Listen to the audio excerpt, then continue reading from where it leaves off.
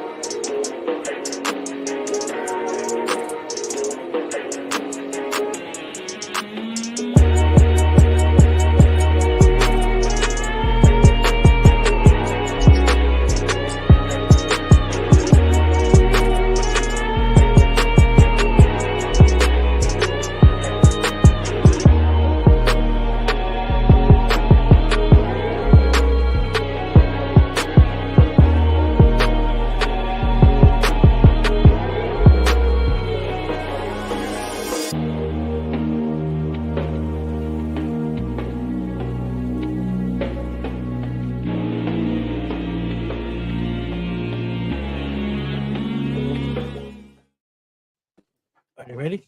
Are you ready? I think they're ready. What the business is, y'all? It is Wednesday. We are here. It is time for What the Shit. We live. So let me ask y'all a question real quick. Y'all ever heard some stuff about y'all that y'all didn't think was true, but you thought it was true for like 2 seconds? Did you have to check yourself? Maybe. So I'm gonna explain myself. So for those who know, I quit my job back in March, the end of March. Under some auspicious circumstances, I probably jumped the gun a little too quick. Spell it. Spell it. Auspicious? Yeah, spell that shit. AOP spicious, nigga. Right. All right. I was fucking me up. That shit was right. I know. Spell check. Yeah. Hey, man, on point. Hey, but no, so I quit my job, and I was like, whatever, man, I'm out here. Took some money off for mental wellness and everything, get my mind right from after being a free slave, working for the man. I left. So I got up out of there.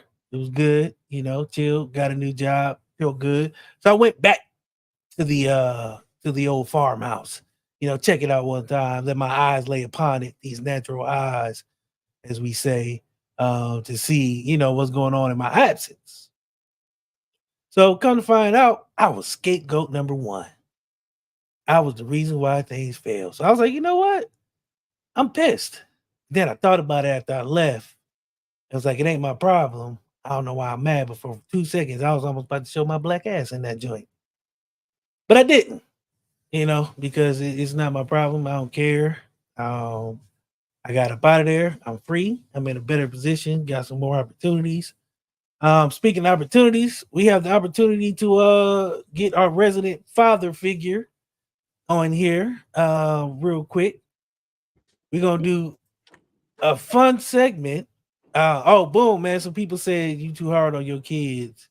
But them your kids. So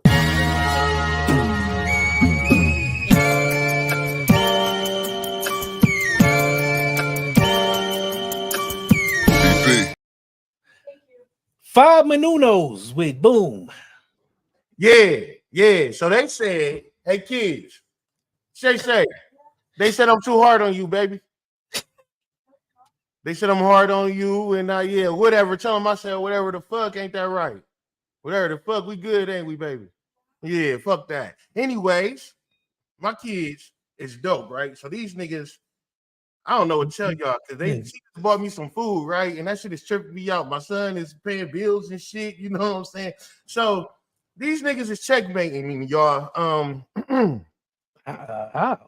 I told them, I said, can you buy me some motherfucking toilet paper? A couple years ago, they was telling me no. Today, they walking in with the shit. And it's tripping me out, like, you know what I'm saying? Because now I'm like, okay, now I gotta Yo, I ain't gonna lie to you. Huh? Sound like a good thing, but you confusing the. You sound like you doing the right thing over there, man. Yeah, you got. They Yo, might what up, fuck y'all in P? the back. All y'all in the back talking about Boom being hard on his kids. You see they bringing that motherfucking tissue later. Appreciate it. And Boom. That is not a thing you want to complain about, my brother. no, I'm not complaining, but listen, my babies, man, I talk the shit that I talk, right? My kids, man, they understand, life. It's a whole bunch of bullshit going on out there, and I try to give them the differences and what it can be and what it can't be, what is needed and what is not needed, what's a necessity and what's a want. Like, so I try and keep them in that range, man. So right now, today, with this 5 minute of parenting, I got some parenting skills for you niggas, man. Because y'all think I'm hard. But I'll tell you one thing, though, man. My kids, they free as a goddamn bird, man. These niggas is free. Like, because ain't no parent, ain't no book to this shit, right? So I love my babies. Anyways, though, let's talk about this shit. I seen 2 yesterday, but it's neither here nor there. Look, she over here. She want to talk so bad. You want to tell them how I'm 15, bring the food to the house? Yeah, say it with your chest, little mama. 13, my bad, baby. Yeah, she 13 and brought food to your starving behind. Yeah, out there. Ungrateful niggas. She be yelling too. She like, I'm the man around here. Anyway, on next week's show, 5 minutes with Boom's daughter on parents. You got to take over. 5 minutes with Boom's daughter. He gonna be at the door like, hey, babe, can you tell him I'm a good daddy? Can you please tell him I'm not that hard on you? Not that bad, man. I'm good. Nah, but look though. So we're gonna talk about a little bit about parenting skills real quick, man. Because I'm your neighborhood parenting guide. You feel me? When you need that's some help with parenting, you come to podcast lit. You come to Boom, give it to God, Boom, and I will give you some help with the parenting. And shout out to my guy DC for letting me get my qualifications of parenting off, because I'm the goat at this shit, right? All right. So number 1, love and affection. We have to give our children love and affection, right? Right. Yeah, but how much love and affection do you give them? Is this rhetorical, or you really want to math them? I want to know. I'm asking you guys questions. How much? Enough. What is enough? Enough to get them by, like barely a little bit. All right, moving on to the next point, because I don't know. We're not about to do this. Show to get to, brother. We about to see here before we do the math. So how much love and affection should we give them? Yeah, like that's. I'd rather soft pie. You have to give these kids love and affection, man. You do have to give them love and affection, but you don't want to stress yourself out giving them too much of your motherfucking love, because you still got to love yourself, goddammit. If you don't work, they don't eat. And if you don't chill, then you don't go to work, then they don't eat. I don't know, because in your household, if they don't come home with food, you don't eat. You know what? It's damn near that. I done fucked up. I ain't gonna lie. I done put myself in a bad position, because I used to tell them, like, y'all check me. I used to tell them that all the time. Like, y'all got to put me in a position where I can't say this and I can't say that. And now they put you in that position, and now you out here ranting and raving about nothing. You pretty much.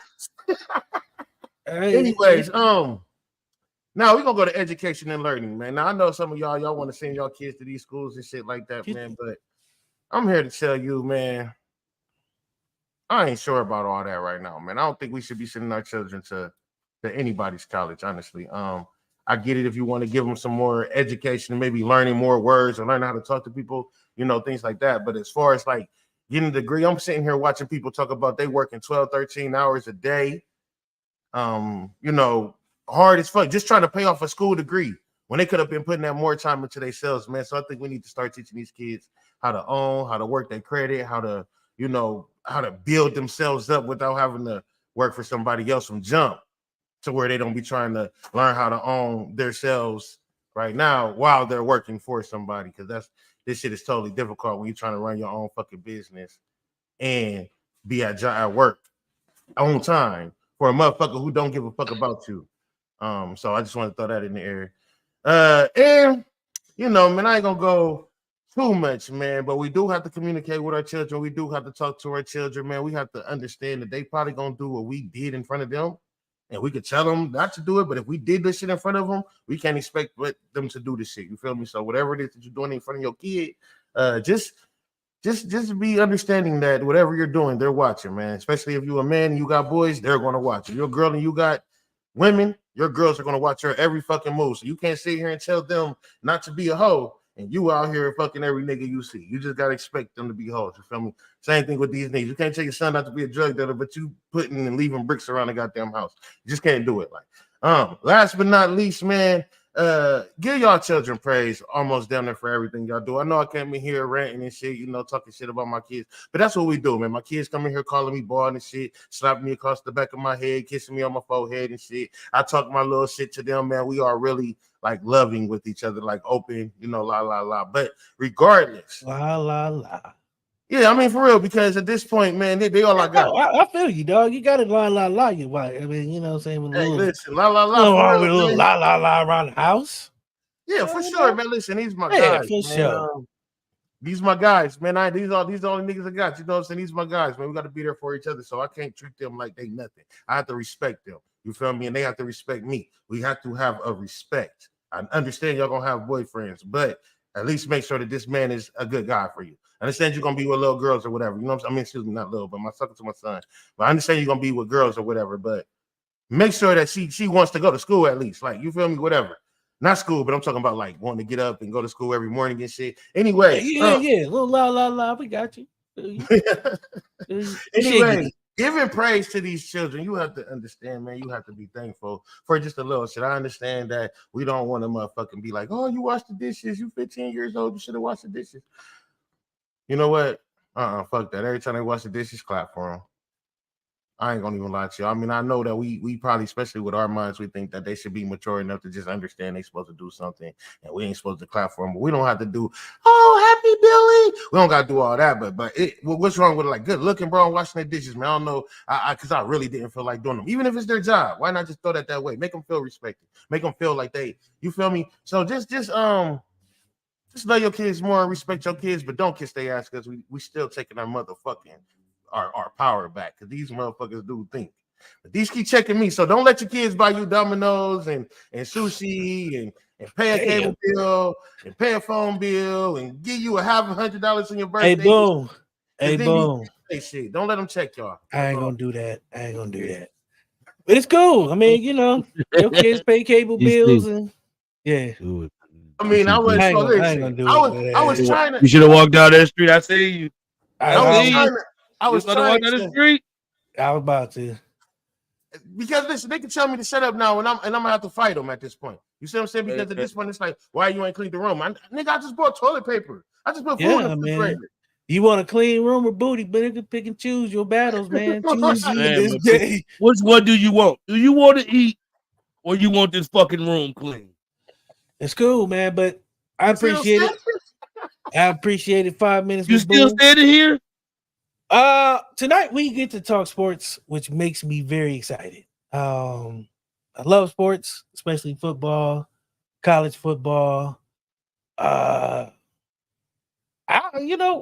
probably watch anything if it's like a boring day.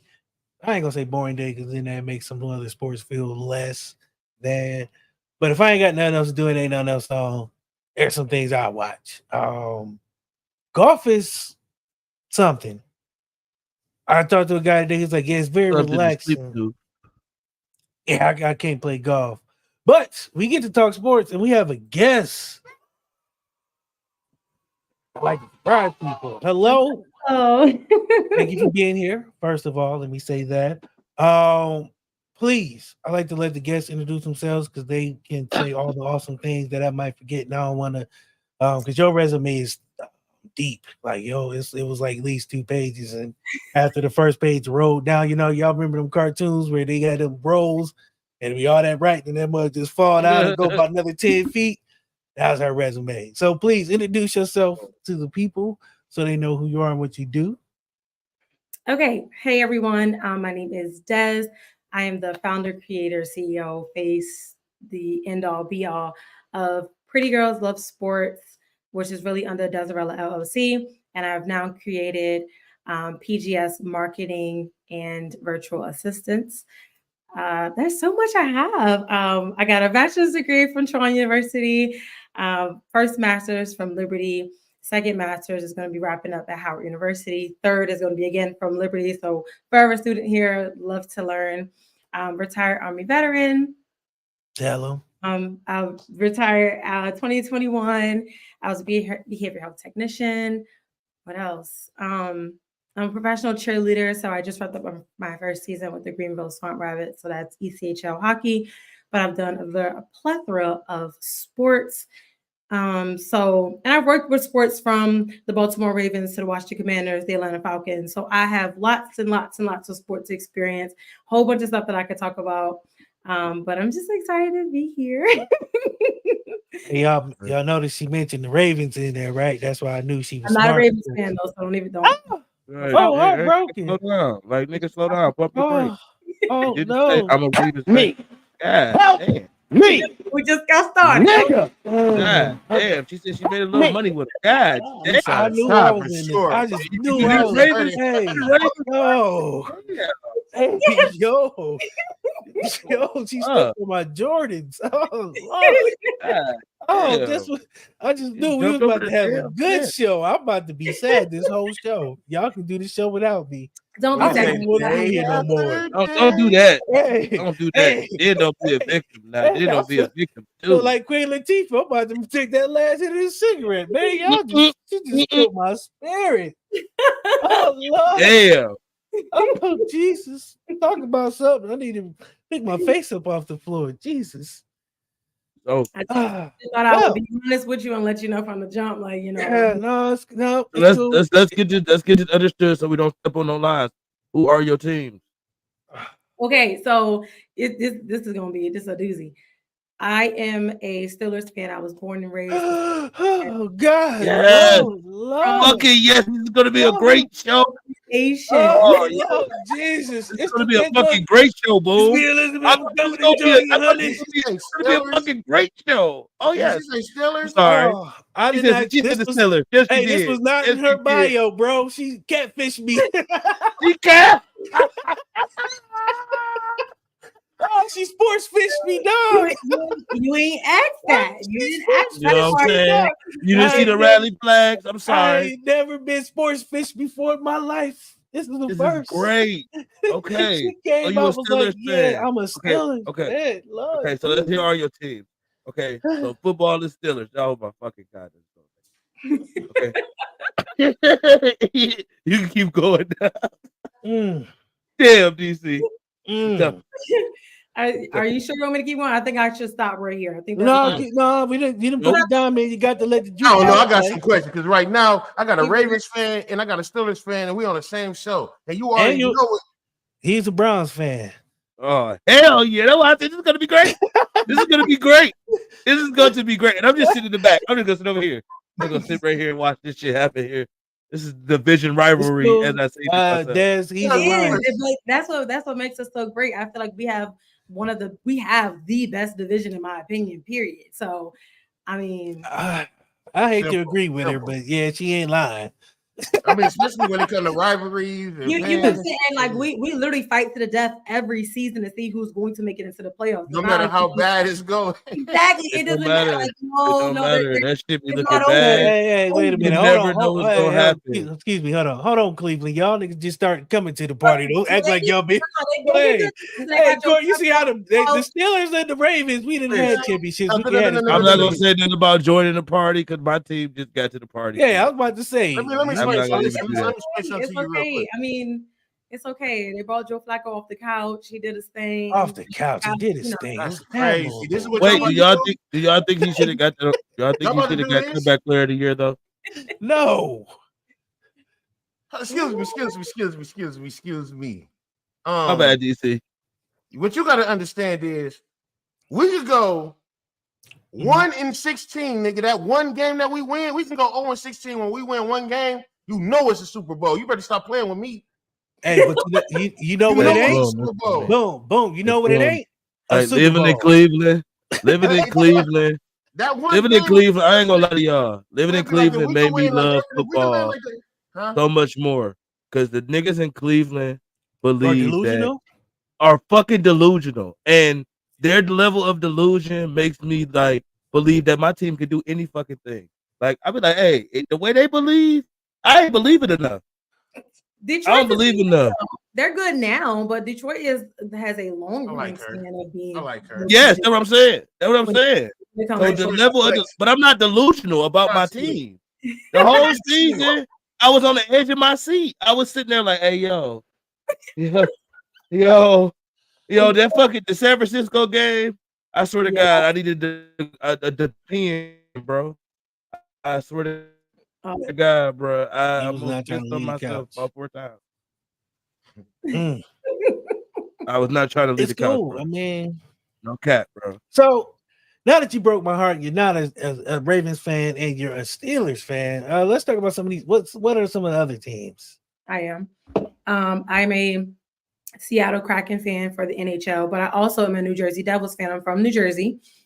So there's that. For basketball, it kind of fluctuates for me, but right now I'm balling with the Knicks. Again, that's just a northern thing, New Jersey team. I was rooting for the Lake Show because I love me some LeBron, but the Lake Show won. Never mind. So they had to go. What else? What else is it? MLB. I like the Astros. I like the Braves. I mean, I guess I can like the Phillies because I'm close to Philly, but I'll never be close to Philly to like the Phillies, but that's neither here nor there. Well, I don't know. I can't like the Orioles. I can't. I can't. I just physically can't. It's in my body. It's cool. I feel you. I hear the vitriol when you even say the Oreos. You don't say it normally, so I dig it. Real fandom there. I can feel it. Like she was like the Oreos, like her shoulders. It's like certain teams you just hate. So is it any team that you hate?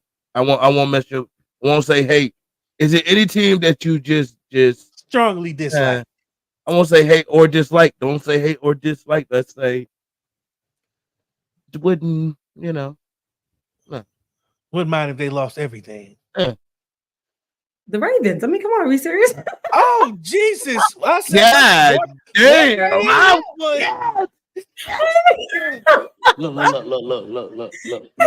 Hey, look at this. Somebody come look at this. So I got so many questions. Somebody come and look at this. No, I guess was I supposed to say the Cowboys? Was that the correct answer? That will not be the answer. My mom's a Cowboys fan, so I can't do that. I taught, I be teaching her about her team, so I can't say the Cowboys. The pain in my chest. I know your chest hurt right now, DC. Tight, I ain't never been on my own show and been called so many whole Negroes in my life in the first. It ain't even been 20 minutes yet, Joe. She did already. Hey, I know you said you said you wasn't drinking tonight, but you might want to get a drink tonight. Bro. Yeah, I might want to. Get that. Get that poured up. I got so many questions for her. Why? No. We gonna this gonna be a. Let me ask you about this Baltimore thing right here. Oh Jesus! Yeah. I know you follow sports, so do you think Lamar's a little overrated? Do I think Lamar is overrated? Oh, we pulling out the big shotguns tonight to punch. I just wanted to ask. This is my only. That was the whole like AK he just pulled out. Yeah, he definitely Swiss cheese my spirit. Yeah. Okay, so I'm gonna walk that fine line of saying I don't think that he's underrated, but he may be overrated. I feel like I'm gonna get in trouble for saying this. No. Because I feel like Lamar has greatness. He's great. He has greatness in him, but is he one of the greatest? No, not in my opinion. I feel like there's I don't think DC and I don't think that's coming from a Steeler fan's perspective.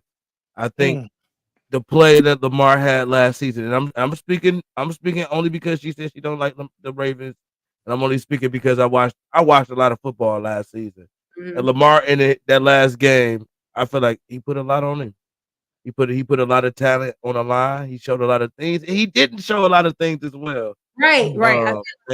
I think He walked that line, bro. And I think when you play Patrick Mahomes that many times and you don't get the job done, that's gonna be a thing with legacy. Mm. That's the only thing about Lamar. That's the only thing I want to say about Lamar. That's it. Just Lamar. Nothing about the Ravens in general. I think it's a good system. I think they got good receivers. I think they're supposed to beat Kansas City.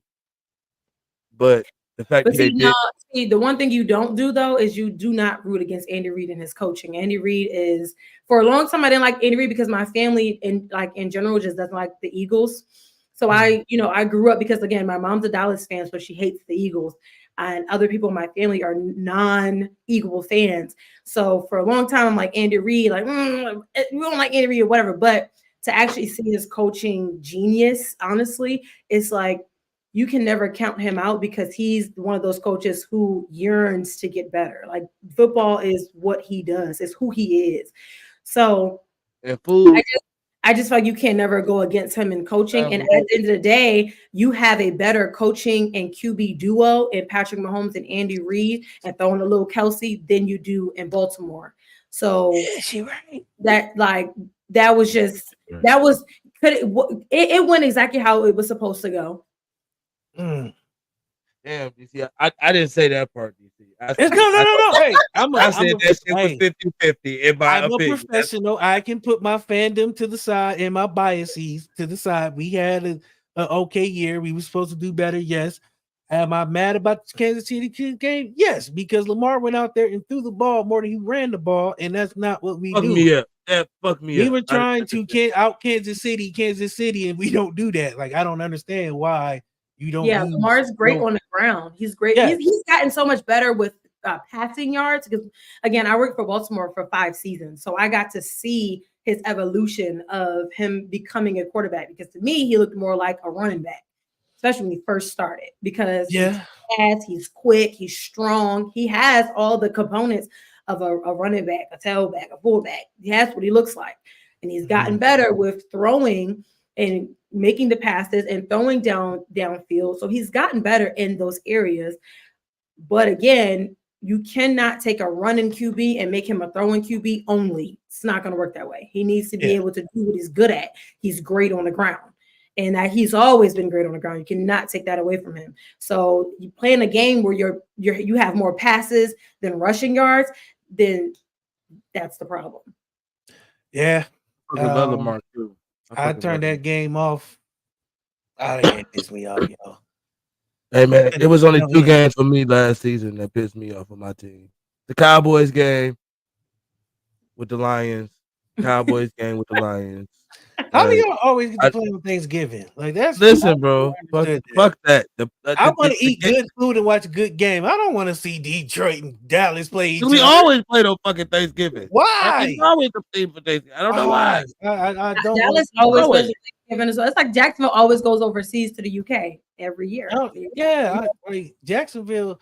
Well, Jacksonville Stadium is trash. So I can understand why they want to go to Europe. You don't like the pool. You don't like I don't like nothing about that stadium. Nothing about that stadium screams football. I don't even like playing with that motherfucker on Madden. I was like, God damn. I don't go to Jacksonville. I swear. I try to change the venue. And we play in Detroit. I don't like Jacksonville Stadium. Something about it just screams. Try hard. The thing about it is it's in a beautiful part of the downtown area. My family lives in Jacksonville, so I've lived in Jacksonville. The downtown area where it's located is absolutely beautiful, breathtaking, and you are correct. It is not one of the nicer or prettier stadiums, even though they do got the pool and that should be done with, but it's not that great. It looks bad. It's just a bad thing. I mean, the area around it, yes, it's nice, but that stadium is an eyesore. And now they talking about trying to redo it, or they're gonna go to London. Yeah, let them go. Speaking of arenas, what the hell is going on with Kansas City? Are they playing in Kansas City? Or are they looking? Oh, okay. I do know this. I know this one. So Kansas City obviously is in Missouri. It's not in Kansas. But you can go across the street to Kansas. They have a couple more years on their stadium contract. So they're trying to stay where they are because that's where they want to be. They don't want to go across the street into another state. But there's things with like, you have to vote in terms of like tax dollars and where the stadium could be and this location and do we like it here and all these other things. So the residents of the county, of the city, really have to put their money where their mouth is to keep their stadium there, because if not, they're going to have to relocate and that contract is going to be up. So they might be in Kansas. They might literally be the Kansas City Chiefs. But everybody that's from Kansas City, Missouri is like, oh no, that's not, no. We don't want to go across there. They have like some type of beef, some type of rivalry. They not with it. But they're not with it at all. I've been seeing a lot about it. I've been reading a lot about it. And some people in Texas say, come on, we definitely have picked that tab up. I've been reading about that too. Kansas is ready. Kansas is like, we got money for y'all. Come on. They're like, come on, we got it. We got a mansion for Patrick, for Andy, for Travis. Yeah, you know what I'm saying? That would be crazy.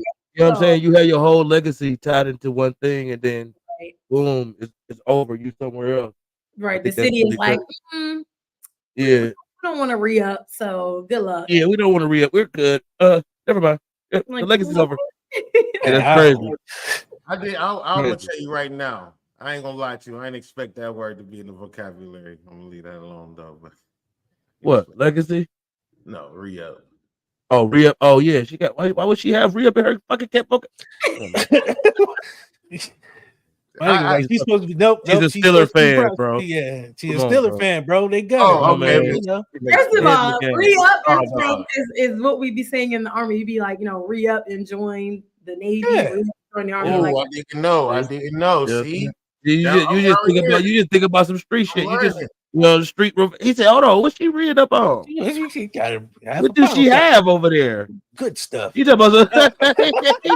You talking about some? Hold on, wait a minute. He ain't mentioned nothing about Kansas City. He was like, re-up. Oh, who re-up? Oh my god! Not the pretty girl plug. The pretty girl plug is crazy. I might have to use that for a podcast. It's yours. There you go. You got it. It's yours. Alley-oop is crazy with it too. Oh damn! I'm 2 for 2, bro. So let's pivot from football a little bit. What are your thoughts on the NBA playoffs right now? Okay. NBA playoffs. Well, we do know that Jokic did become the third-time MVP just today. So congrats to that, I guess. I feel like it's up in the air for real because OKC is still best team in the league from the beginning of the season. They doing something crazy with it, but they all young too, so it works. Unlike the Clippers, the Clippers had all my uncles on it. Yeah, all of them. You know what I'm saying? Hey, look, I didn't know I cared about the Clippers as much as I did until I seen all them lose. Yeah. And I was like, God damn, retirement homes are upon y'all. Hey, I didn't know what to say. I was like, you didn't care. You was on career watch. Bro, yeah. I was like, damn. Who's that? The Florida Marlins of baseball. Man, I was rooting for them because of the Hawks. Why could you not root for the Hawks? You know what I'm saying? They got PG. You think the Oklahoma City Club? You think the Oklahoma City? They got Uncle Russ over there. They have been the best team in the league. Is that because of the numbers? Not the numbers, but that don't lie. And what they did last, they number one for a reason. I'm not just saying this is. I don't think people be reading between the lines. Certain games, certain teams don't win. Certain people. So let me ask you, Boom, because you seem to have. I don't like when you do this because who you think the best right now? So you gonna say don't say Timberwolves. And it's cliche, I guess, right now at this very moment. But the reason I've been saying this is because when everybody was saying that the Rudy Gobert trade was stupid, I already seen what they was doing. See, at that time, people was looking for the NBA to stay straight threes, all threes. And I'm telling y'all right now, maybe nobody's seeing it, but I'm telling y'all right now, Anthony Edwards about to make sure that we in that discussion with this three shit and everybody doing threes. We don't need a whole bunch of superstars. Look. We're gonna stop all that. Look at this. Somebody come look at this. Look at this. I think that somebody come and look at always this. The best because look at this. Who the fuck had bigs other than the Timberwolves? Who really had bigs? Who really so I don't I like the big aspect of it. I like that. It's cute. And who it looks good. It looks good. But this would make them beatable because I feel like they're very, very, very, very situational players. Like Cat them has to have some motivation. You know what I'm saying? Now their motivation right now is Anthony Edwards. Anthony Edwards is a big help for them.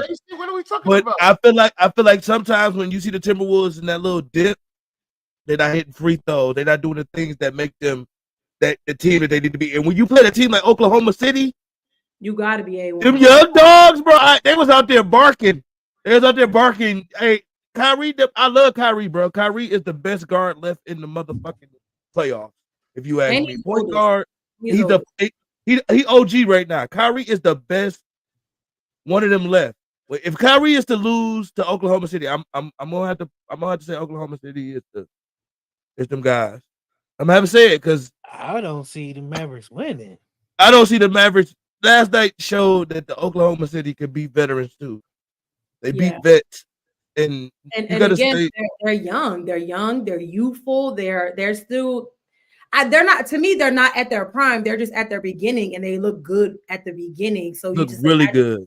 They're going to continue to do. Okay, but what I was going to say on top of that is I've heard that someone said, "Oh, the Timberwolves are going to take everything. The Timberwolves are going to win the entire." They're going to win the championship and all the finals and all that stuff. But you also have to see like, okay, you got OKC there too. And they've been a quiet thunder. Like to me, like some people just be like, because they haven't been so good in so long, it's like, oh, we not worried about them. We're not worried about them. But if you watch their athleticism, it's like, okay. And you talk about, and people always talk about the Anthony Edwards story. You know what I'm saying? Shea got that story too, bro. Y'all got to realize like Shea has been through an NBA story too.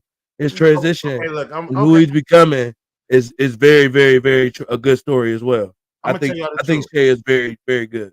I'm gonna tell you the truth. I'm biased, all right. I'm a little biased only because I was mad.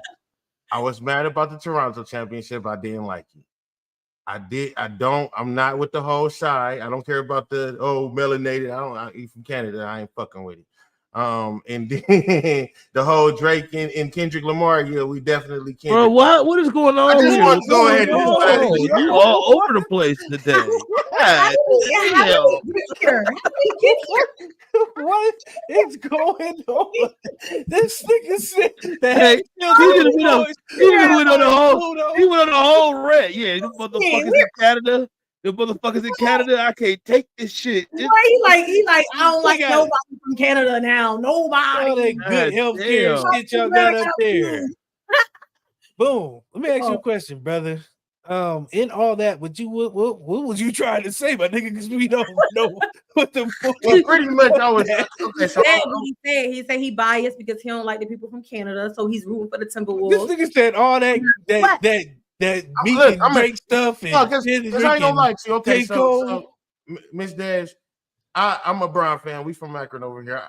And I'm sitting back, of course, following Brian everywhere. He's more of a Brian fan than I am, so that's just. I'm a Brian fan. We're not guilty by association. He's a Brian fan. I like the guy. Super my Brian favorite fan, player. man. I got my reasons. Whoa, super I'm a Brian fan over here too. I can explain him another time. Next show disappointed me. Okay. Lake Show disappointed me. Hey, you know what? Speaking of Lake Show, real quick. Let me get a rant real quick. Boom. Speaking of Lake Show, I gotta stop the LeBron slander, bro. The LeBron slander has to stop, bro. Does it? Yeah, it does, bro. No, it don't. It does. If you 39 and you can do it, let me see it. Let me fucking see you do it. We need if that. You can do it at 39, then let me see you do it. If you can't, shut the fuck up. Bro, can you score 39 points right now? Can you score the point? No, you cannot. Playing Canada is crazy. The nigga came with the soft part. Blame Canada. Playing Canada is wow. I just wanted to say this, man. See, I'm gonna get on your ass later, raw pause. Whoa. We got Diddy, brother. Jesus Christ, don't make us have to do this. Let me just say this. Hey, Jesus, whoa. I'm a Brian fan. So yes, everywhere you went, I went. When they was losing to the Warriors, I hated the Steph Curry situation. When KD went down during that finals and then Clay, I was pissed. because I didn't vote for them. I didn't want them to win. Hell no. But that was the only time. That was the only time. I'm like, come on, y'all. Come on, Steph. That's the only time I was rooting for Steph. That's how much I wasn't fucking with that whole Toronto winning the championship shit. I didn't like it. That's why you ain't before Kendrick and Drake. I didn't like somehow it comes full circle back to Canada's fault because Brian always back on Canada. Like LeBron didn't do it fucking job. LeBron made the playoffs. That's the year LeBron made the playoffs that year. Is that the year LeBron didn't make the playoffs with the Lakers, ain't it? That was the year he went to the West, yeah, bro. Yeah, you tripping. Hold yeah, on. bro. Y'all missed how he got back to Canada though. He said, "Yeah, I'm a Bron fan." And back when they played Steph Curry and then Toronto, fuck Canada, bro. That's why, with the rivalry was the Warriors.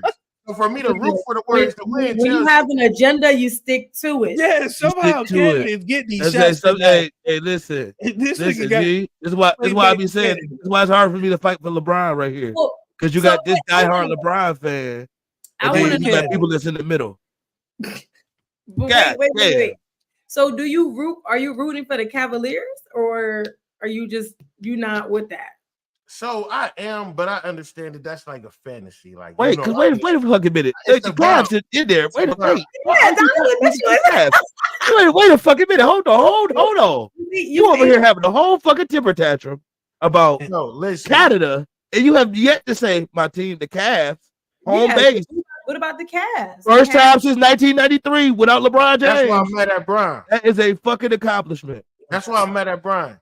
That's a given. That position that the Cleveland Cavaliers are in is damn near a given. DC, we're not gonna do this. DC, man, I'm gonna head out. You only need 39 fucking wins to even get in the playoffs on the East. Like, come on, man. So that's a given for them to be there. And then yes, we got a possible chance. But look, okay, because what? Giannis injured, and then what we got? Celtics. Hey, I know. Giannis is in Cancun. You see what I'm saying? Giannis is in Texas. That's the point I'm saying. This Texas. This ain't so at this point, all we got is the Knicks, the Pacers, right now, and then Boston, who about to whip their ass. Like, come on, bro. Like, we're not about to do it. I'm sitting there watching them last night, and I'm like, damn, this take me back to when Paul Pierce was whipping our ass and Brian left. Like this is what I reminded. They look good, but the Celtics always at some point during the playoffs they just choke and fall off. Hey, I can't even root for them because I love Jason Tatum, I love Jaylen Brown, I love what they're doing over there, but they always it look good. It look good, don't it? Ain't it really pretty? It's real pretty, bro. Yeah, you know it's gonna get shitty. You know it's got boo boo on it. You know it got shit on it. I know it do. I can't wait for this shit to drop. You know what it is? You can't mix the Kobe shit with the Celtic shit. That's bad luck. Jason Tatum has tated himself. He fucked it up, bro. He fucked himself up. That's what everybody ain't realizing. As soon as I see a wear Kobe shirt, I want to snatch it off. I'm a real Lakers fan. What the fuck? Don't wear that shit to the game. You can't do that. No. He's a rival. Let him wear all that to the game. If why would you wear that to the game? That is so fucking idiotic. I love that shit. I'm a Lakers fan. I don't want to see Boston win a thing. Not a fucking thing. I'm rooting for the Cavs. I want the Cavs to whoop their ass by 40 every night. I was hoping LeBron came back. I was hoping some kind of way they drafted LeBron. They look. Yeah, they did not. They did not. They look really. They look like the Celtics of Norm. They looked good last. They look good all season though. They've looked good all season. I gotta say that. Well, for the East, they've looked. We go to women's sports though. I got some questions for you on the women's side. Why do you feel like I just have to talk about women's sports because I'm a woman? Yeah. No, pretty girls love sports. Pretty girls love sports. Pretty girls love all the sports, and I can, as you see, I can hold it down. I've been holding my own since I've been here. You just don't want to talk about basketball no more because you want to blame Canada, and we talking about something else, and you don't want to talk about your Cavs like you sweat. They got their ass whooped last night. That's what it is. Hey, you need to call your boy. You need to call your boy, bro. They need some help, boy. The prayer warriors. This nigga tried to be sexy so he can get out of bro. You got his feelings. God damn. She said, hold on, wait a fucking minute. Hey. Hold on. All sports, nigga. This is all sports, nigga. What the fuck are you talking about? What? For her. Because I like her opinion, boom. I think she did on. What the fuck are you talking about? He said the same thing I be saying.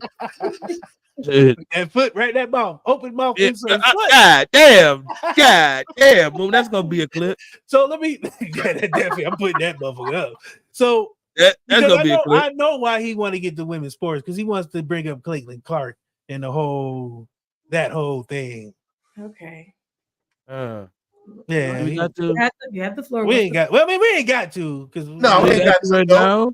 Like right now, we was having such fun because I know I wasn't done with the NBA. I wanted to ask you some other NBA questions. Bro. I'm cool with it. Let's go back to the NBA. All that. I mean, let's stay NBA. So because this Euro movement is in full effect, with the NBA. Like, who is y'all favorite Euro player right now? Like, you know what I'm saying? Who y'all? Wemby got MVP. He got rookie of the year. He did. He got rookie of the year. So who is y'all favorite? Because I ain't gonna lie, I like Chig. I think my boy got snubbed on the rookie of the year because his team in the playoffs. Yeah, that's true. You know what I'm saying? More success. Get that because he came in as number 1 overall. Like I just felt like that was going to him regardless. It was. I think the protocol got to be changed on some of them awards too. Like y'all gotta. How you get my awards and the season ain't over yet? That's just crazy. What the fuck? That shit just blew my mind. Like what? This nigga the MVP. He get his ass whooped. He don't look most valuable to me. That don't look like the most valuable player to me. You know what makes so bad? He got MVP, bro. That don't make no sense to me. Like, that don't make no fucking sense. He do not look valuable to me tonight. I didn't see the value. He fucked up my card too. So I really didn't see no value in him last night, the other night. So come on now. Never understood how they give out awards. Like the season's not over. And then they give out playoff awards. Exactly. Too many awards, bro. Come on now. We need a one-time award show. Like that's it. You know what? I like seeing that because I feel like it motivates some people. And then you see who, like Jokic, you get an award, and then you get your ass whooped.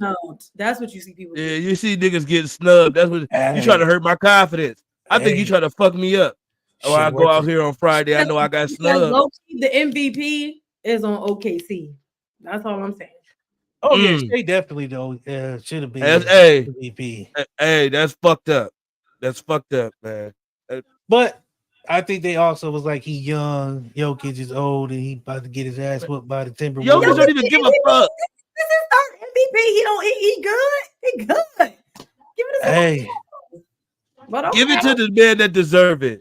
Okay. They felt like they did. Okay. And he gonna be he on his way. I hope he got his what Dion say. What Dion say? I hope you got I got my luggage ready. It is Louis. That boy on his way to Cancun. Hey, Dion about to pack his bags and be going from Colorado. Oh, damn, Dion. Damn. The Louis bags is already in transit. When he said them luggage, he put this at the transfer portal. God damn. Storage.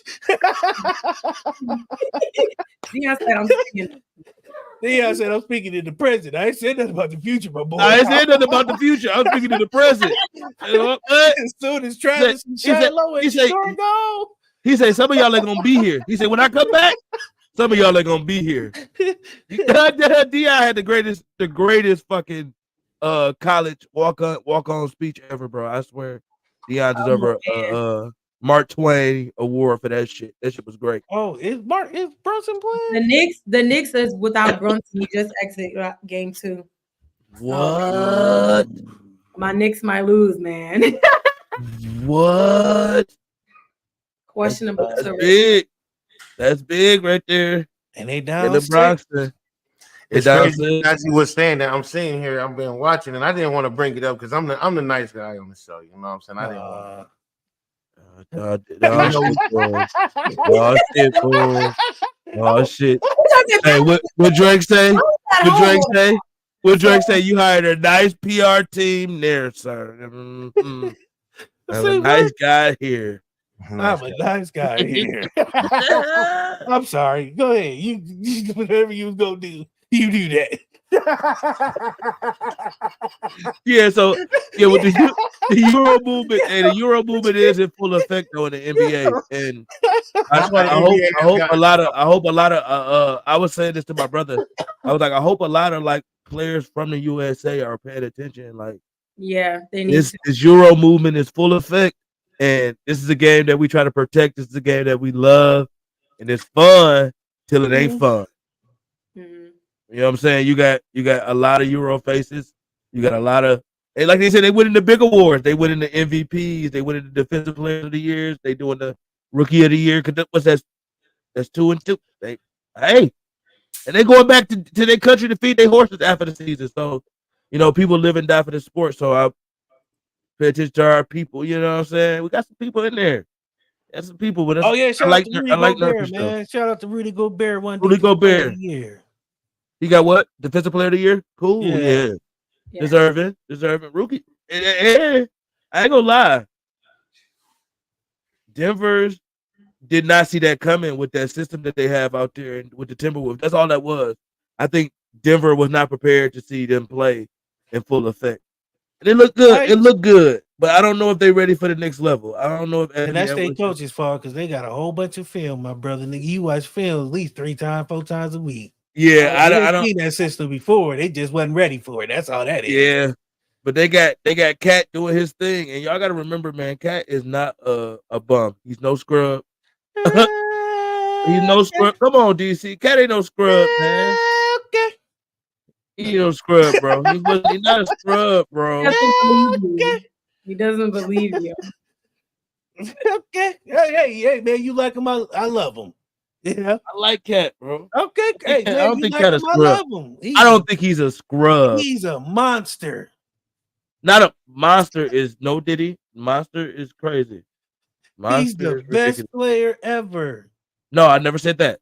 I said I don't think he's a scrub. He's not a scrub.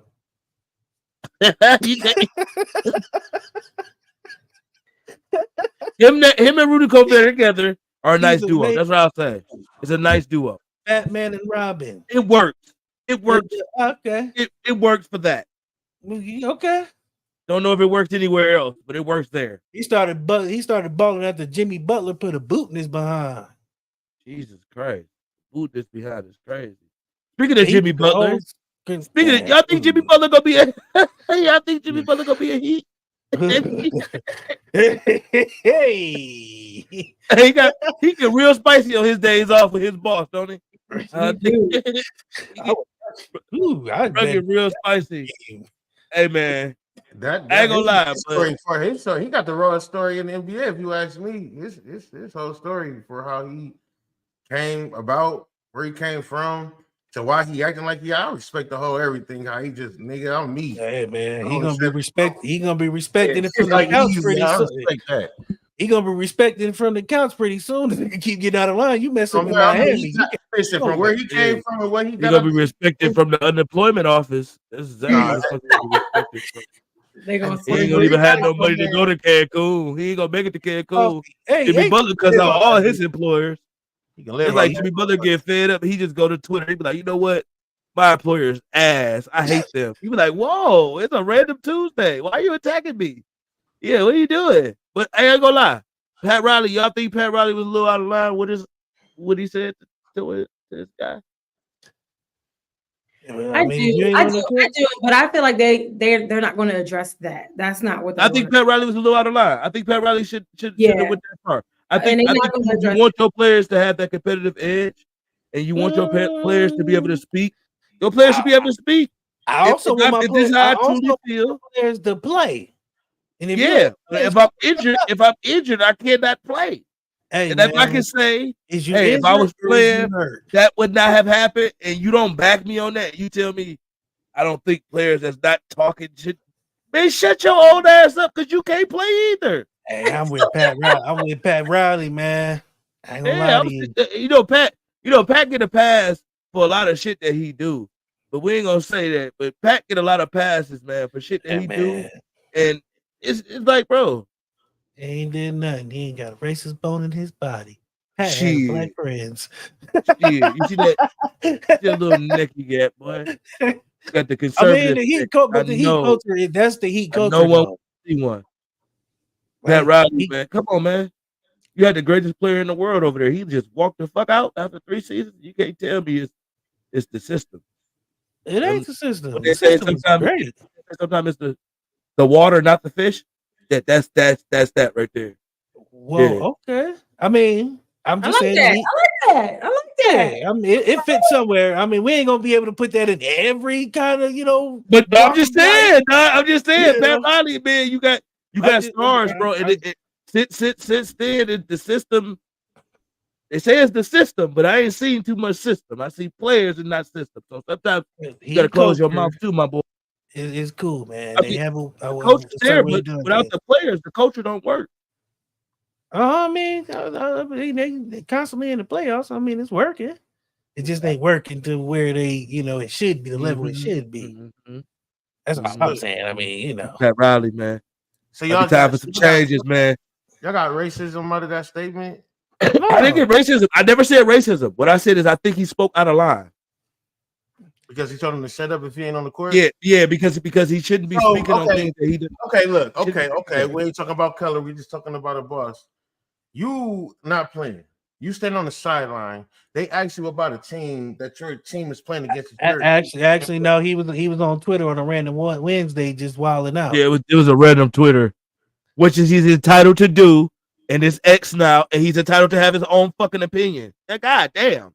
I mean, now. What? So were they in Cancun when he was doing his rant? Yeah, they were definitely in Cancun. They were definitely pulling out the jet skis when he made this shit happen. He might have been a little drunk. It might have been right. You know what I'm saying? A little slidgen, allegedly. He might have been a little alleged. All this is alleged. We don't know shit. I don't have no reports coming out of their camp. I'm just saying. Ain't no bowls. Ain't no bowls in them camp. No, babe. Little airplane bottles, tilt the head back and be good. Allegedly, we not saying that's what happened. We just saying it was a tweet that just was out of left field for Jimmy Butler, on a random. It's not out of left field for Jimmy Butler. Was homeless. Actually, it's not out of left field for Jimmy some Butler. Some of those he be retweeting. He been retweeting to some people. This one he just decided to just might have a little come bit out of nowhere. Health going on just because he got. Come on, hey man, we not about to call drinking. You can't. That's what I'm saying. You can't have an opinion and then it just be your opinion. It ain't got nothing to do with none of that. Fuck that. I should be able to have my opinion about my employer. Your employer have an opinion about you? Hey, I mean, you know what Pat Riley said? We want your opinion, we will give it to you. Otherwise, easy.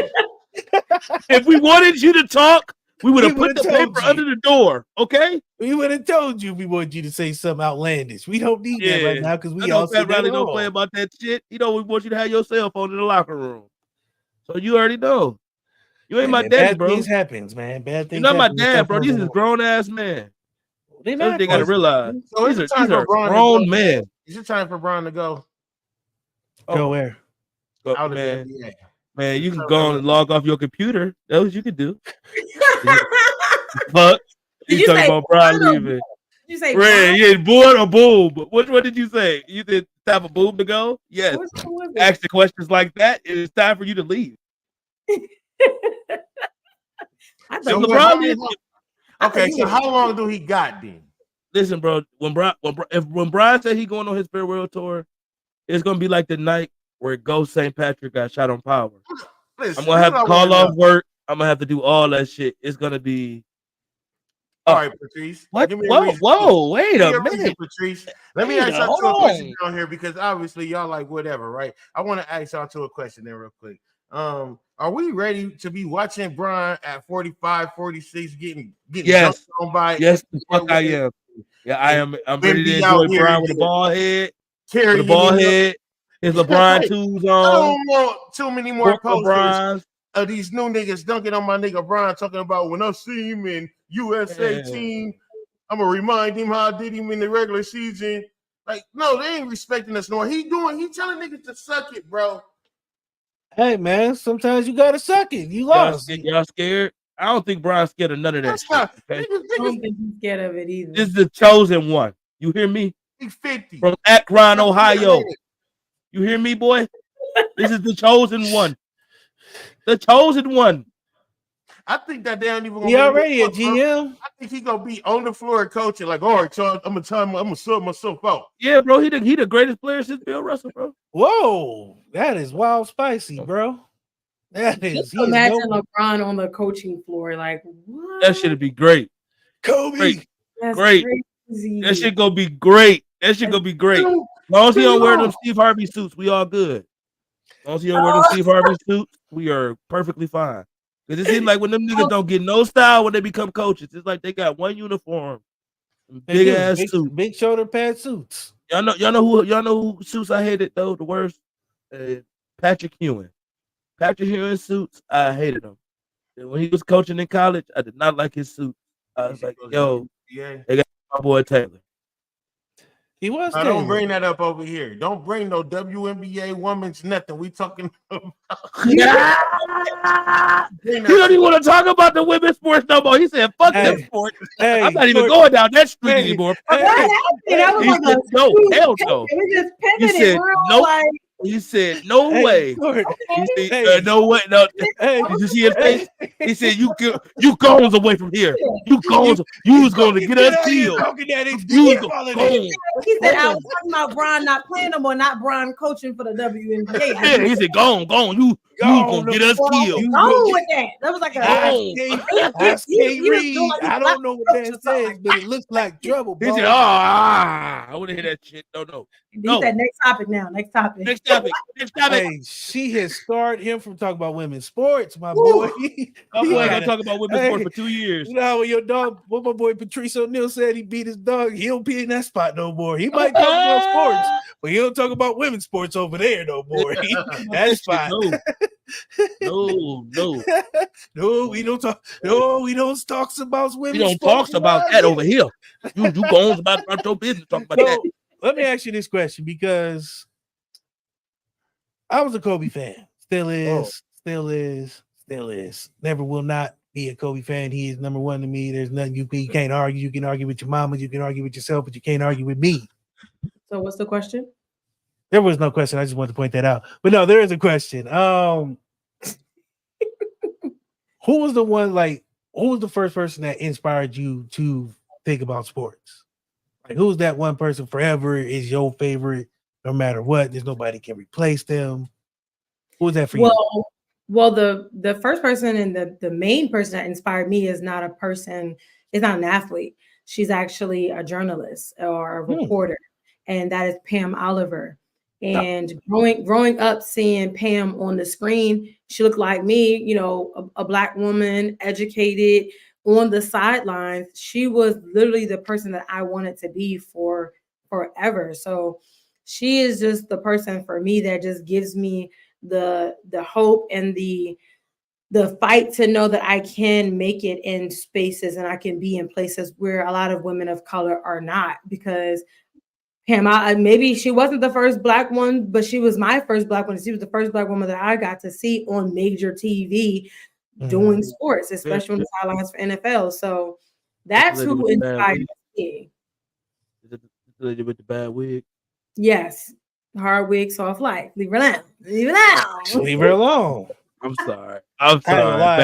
Bad timing. Nope. But when you said her name, all I could think about with her shit, like, yeah, leave her alone. Just leave her alone. And you know what?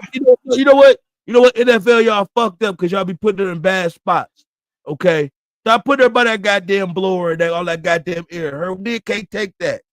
Goddamn, move her on the other side of the field so she can get some aerial shots on the side. Jesus Christ. No Pam slander will be accepted. I'm not being slanderous. What I'm saying is NFL is wrong. I told you it don't be the fish, it be the water. They do. They do put their correspondents and their reporters in kind of bad spots. They do. Terrible. Especially when it's freezing outside. It's like, yo. Yeah, get ran over coming out the tunnel and shit. I seen Pam Oliver take a fall one time. I was like, God damn. Like, oh God. Why they put Miss Pam right there? This is fucked up. Yeah, but yeah. They need NFL, y'all need to do better, bro. Y'all always trying to penalize some shit. Penalize that. God damn it. All right.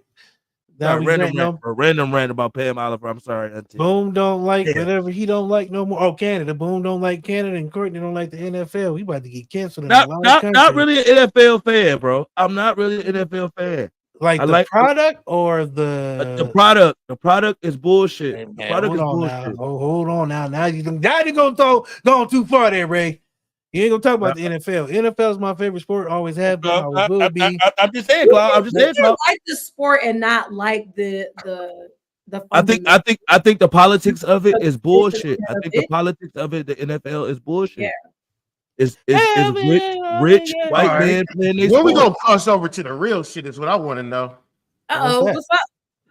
So let's talk about how all this shit is entertainment. WWE, WWF. Can we get to that or no? Nobody just. It is entertainment. ESPN, NFL is entertainment. Everything is. I think all that shit entertainment. I think it's contracted as entertainment. So we talking about scripted. I didn't say all that. Yes, I don't think we are. There are parts, and especially sports like WWE and all that and stuff. It is. I want to check it. I know scripted WWE. I know. I don't watch documentaries. I done seen them make me think. You see the TV show. You see what they be doing. But you gotta think. You gotta think. Boom. You gotta think at some point. You gotta think that they influence the game. You gotta think it gotta be some level of influence in the game. You gotta think that though. No. Cannot. So you cannot think. Okay, tell me, hold on, bro. Hold on, listen. When I'm a kid, I'm literally going to school like nigga. I know if the Undertaker and Triple H see each other, it's gone. If they it's gone. Yeah, I mean, as a kid, you would think that. I understand. And I'm choosing a side. And so in basketball, I'm wondering if that's what it's been this whole trip, because especially when we start talking about putting our money on the line and all of a sudden the person get 45 points and then they see this and they just take them out the game and you only needed 46. So I'm sorry.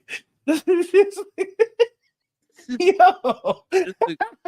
Hey, boom. Hey, man. Listen here, bro. Hey, you were saying the NBA is fucking up your tickets. This nigga is complaining. These niggas can start calling rigged into this fucking sports betting. This sports betting fucked up everybody mind. It gotta be rigged. There's no fucking way I lost 30 days in a row.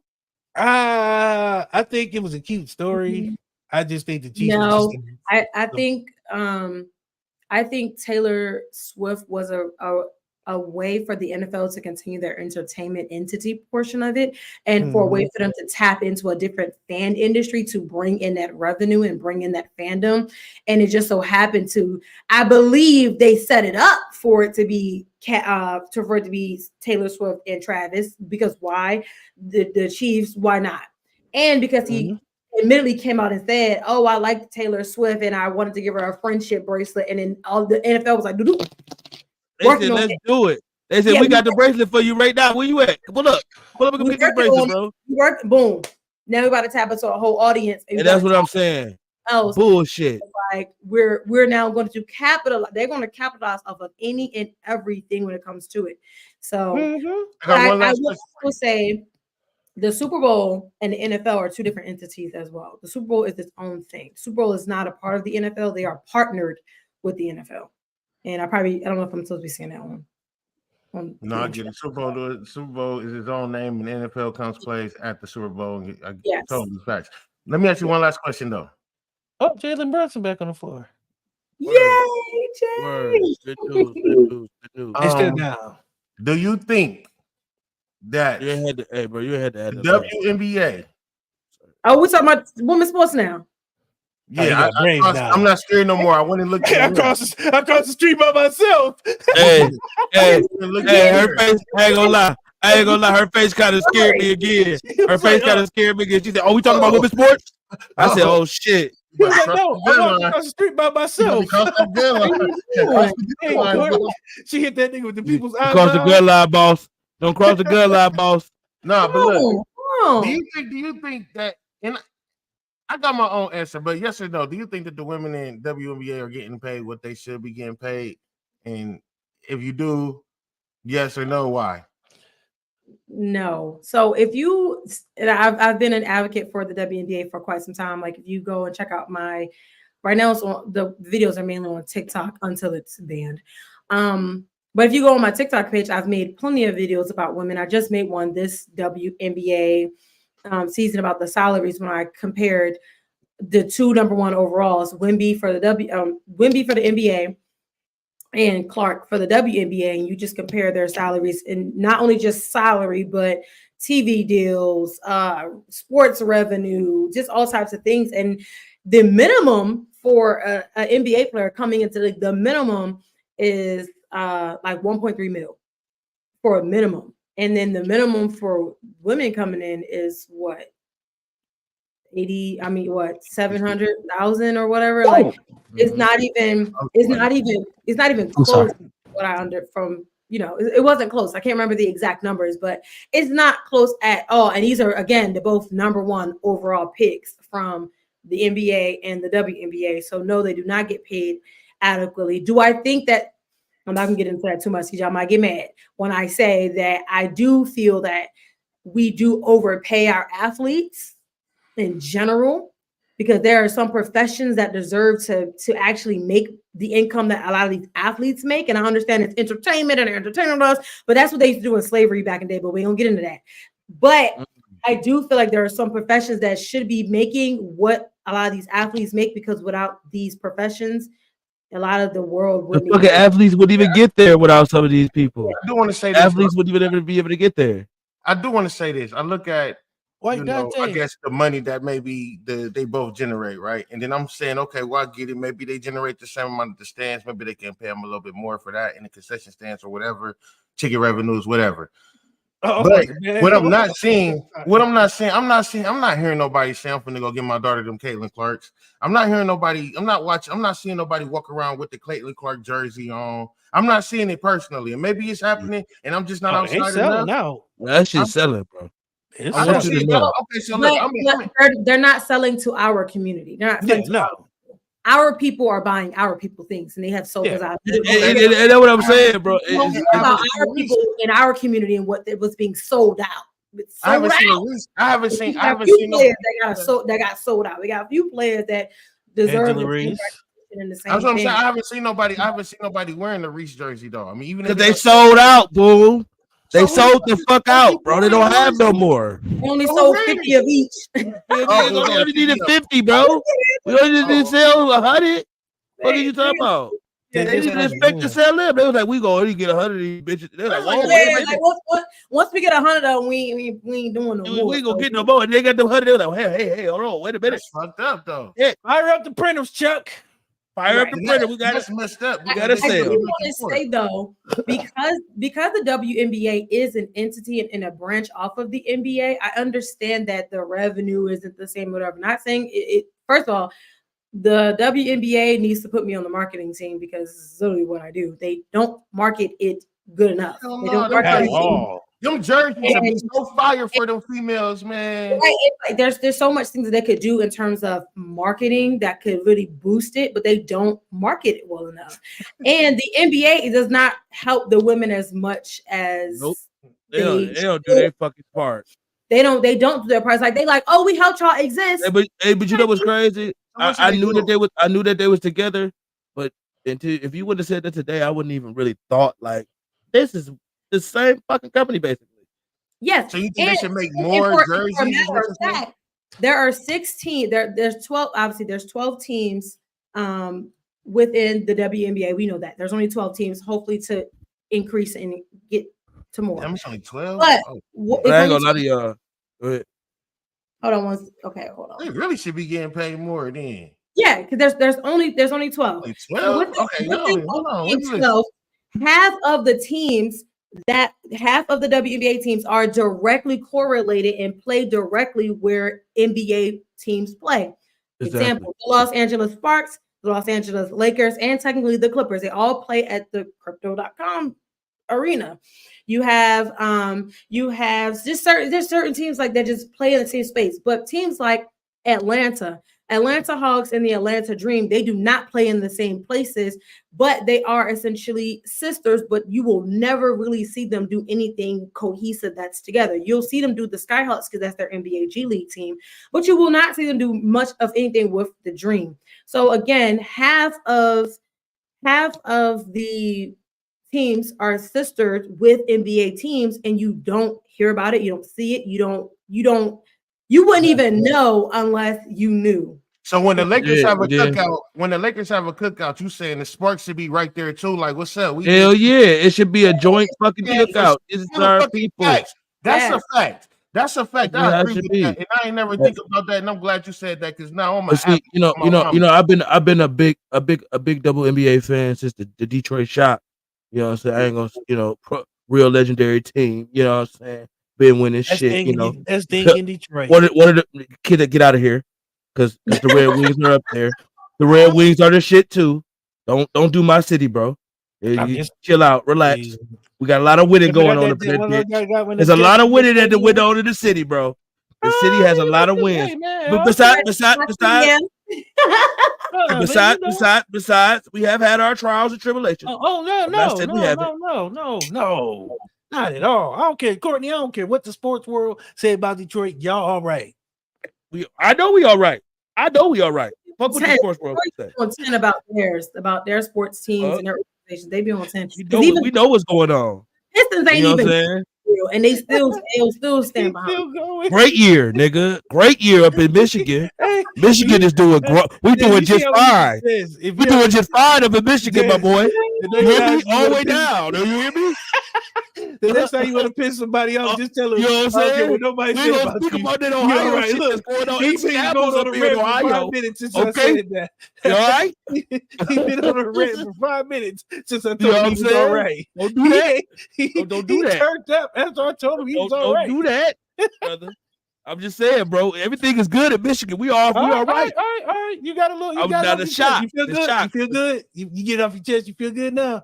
Shit. A lot of animosity in that rant. We're part of the Ravens. We're part of the Ravens. We're part of the Ravens. He's sweating. Yeah, we're part of the Ravens. Fucked around and we're part of the Ravens. All right. Wait, there's a question here. Hostess, what did you think about Gail saying we were rooting for Caitlyn when interviewing Dawn? What was that about?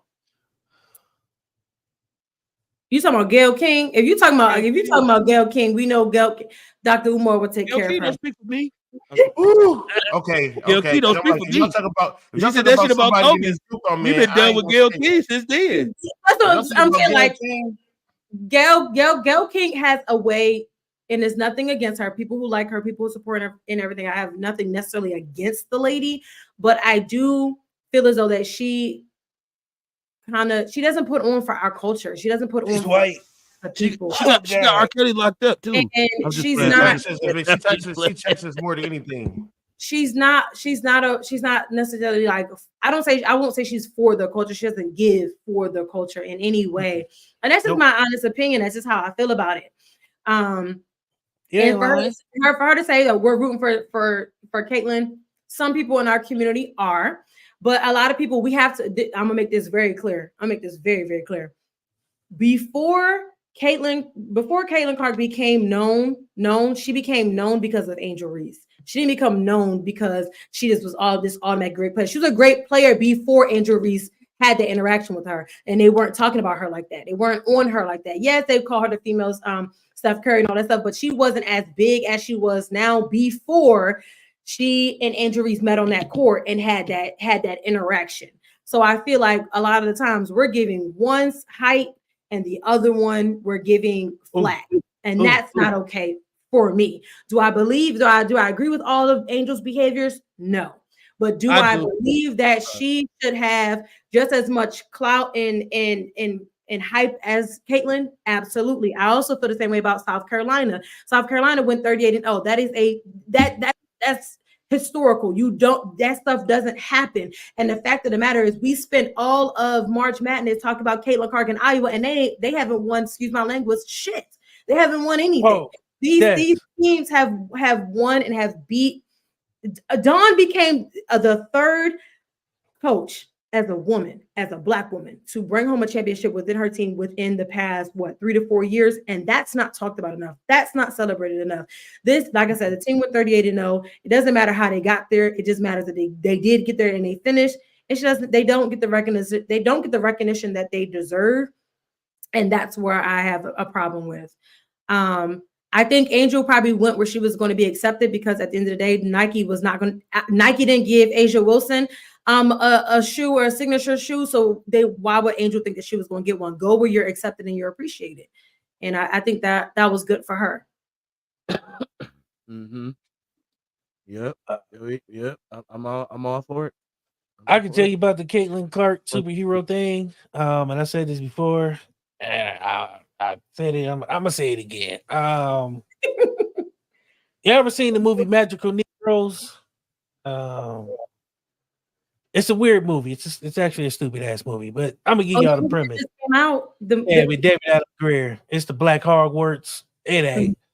So let me tell y'all, I don't want to ruin this for y'all, but spoiler alert, I'm gonna do it anyway. So if you plan on seeing that movie, time to check out now. Come back in about 5 minutes. If I feel froggy, I might get off of them.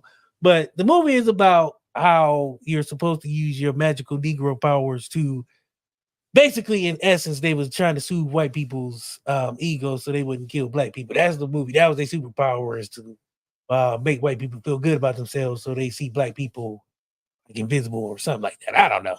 That's what I got from the movie. It was stupid. So I say all that to say this. Caitlin Clark was the great white hype. You know, they need at least one to make them. Tom Brady's gone. You know, some of the baseball players. Tom Brady gone. He ain't coming back. They ain't got him no more to agilize and all that stuff. So they needed one.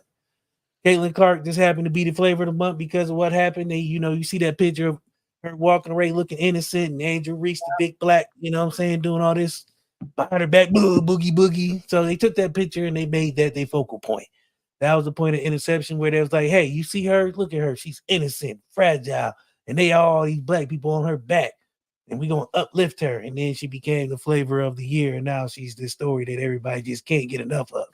Yeah. I don't honestly think she was that great. I think, she was cool, but she didn't win nothing. At the end of the day, her teams did not win a thing. Right. They didn't win nothing. But, sports got to have heroes and villains. And, the hero is always a hero when the villain's telling the story. And the vice versa. You know what I mean? So very true. It's just... That's how she got. I look at the WNBA thing as an opportunity for the WNBA now to make some money as well off of it, though. It's a perfect opportunity. They did the same. She gonna have to. This is Larry Bird and Magic Johnson. This is how you turn the lead around right here. This is what you do right here. I'm just talking shit. They gonna turn. They got charter planes now. They got. I'm just talking shit. This is how you turn it around right here. You market this as Larry Bird versus Magic motherfucking Johnson. Man, I'm about to throw up in my mouth. You talking that job bull crap. There ain't no Bird. There ain't even McDonald's versus Burger King. Man, if you don't stop that, it's gonna be good, bro. It's gonna be a good rivalry, bro. It's gonna be great, bro. It's great for the sport, bro. It's great for the sport. Okay. Last question. After Caitlin's team won, they shouldn't have. Which one? I'm talking. Oh, LSU versus Iowa. I'm about to say they shouldn't have beat UConn or West Virginia, but I'm gonna digress. Okay, one, and Flage, Angel, and them did the press conference while Angel had her meltdown. She said, "No one knows what she's going through. What do you think was being implied?" I think that Angel needed some PR training. I think that her getting on the internet and saying that she accepts the role of being the villain when she knew good and well that that's not what she wanted and that's not what she wanted to take on. And that's where it hurts. But at the end of the day, it does hurt because you have people from previous years saying, and me being a person that's on the internet and that gets very hateful and racist comments all the time in my comments where I have to filter them out. I understand where that was coming from. It's like, you don't know. It's like people call you some really sickening and harsh things. And you're like, I did nothing to you. I don't know you. And even though we say don't take what people are saying about us, like brush it off your shoulder, like it don't matter. But no, sometimes words do hurt. And sometimes you don't get to see the behind the closed doors of what it really, how and what it really does to your mental health in general. And I feel like she may have other things going on as well with her personal life. But when you have people on the internet attacking you, and especially people who are low-key, high-key racist, it affects you. It affects you. And I feel like that's where she was coming from, and when she was saying that, like, yeah, even though I may accept being a villain, and I feel like she said that so that she can try to eat it up, as in like it's showing it doesn't bother her, but low key it bothers her because words do hurt. No matter what they say, words do hurt sometimes.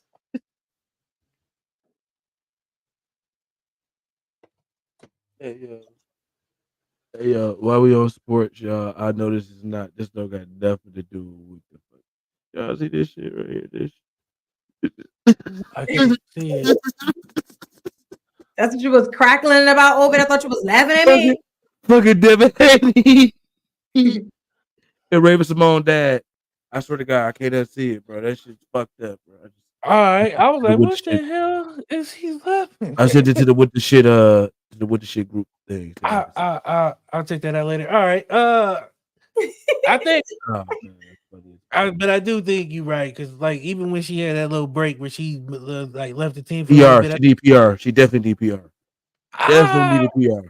Yeah, like she definitely needed PR. DC. Call me, like let me help you get some PR. Definitely need PR.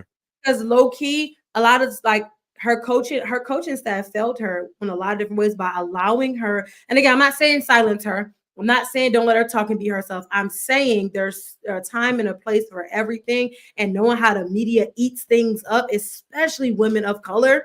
She needed some PR team, and her coaches failed her by allowing her to continue. Y'all know me. Get on there and do that. I know me. I think they seen the dollar. I think the university seen the dollar sign. Mm-hmm. I think they seen university. That's what it is, bro. They selling. The tickets are selling. We're selling tickets. Let her say what she's gonna say, but that ultimately put her in her own way. And that I don't think she's that bad off. I don't think she's she's not bad off. I'm not saying that. I'm saying, but she needed PR to help her with these to get to these hurdles. Bro. I mean, we all need PR sometimes. But that's why we in podcasting. We want to say what the fuck we want to say. You know what I'm saying? But she's still young and she's growing, so you need PR training, because again, they are going to attack you no matter what you say. So you have to know how to address and answer certain questions. Her getting up there and saying, "I'm okay with being the villain," absolutely not. You never say no shit like that. You never go on there and say nothing like that.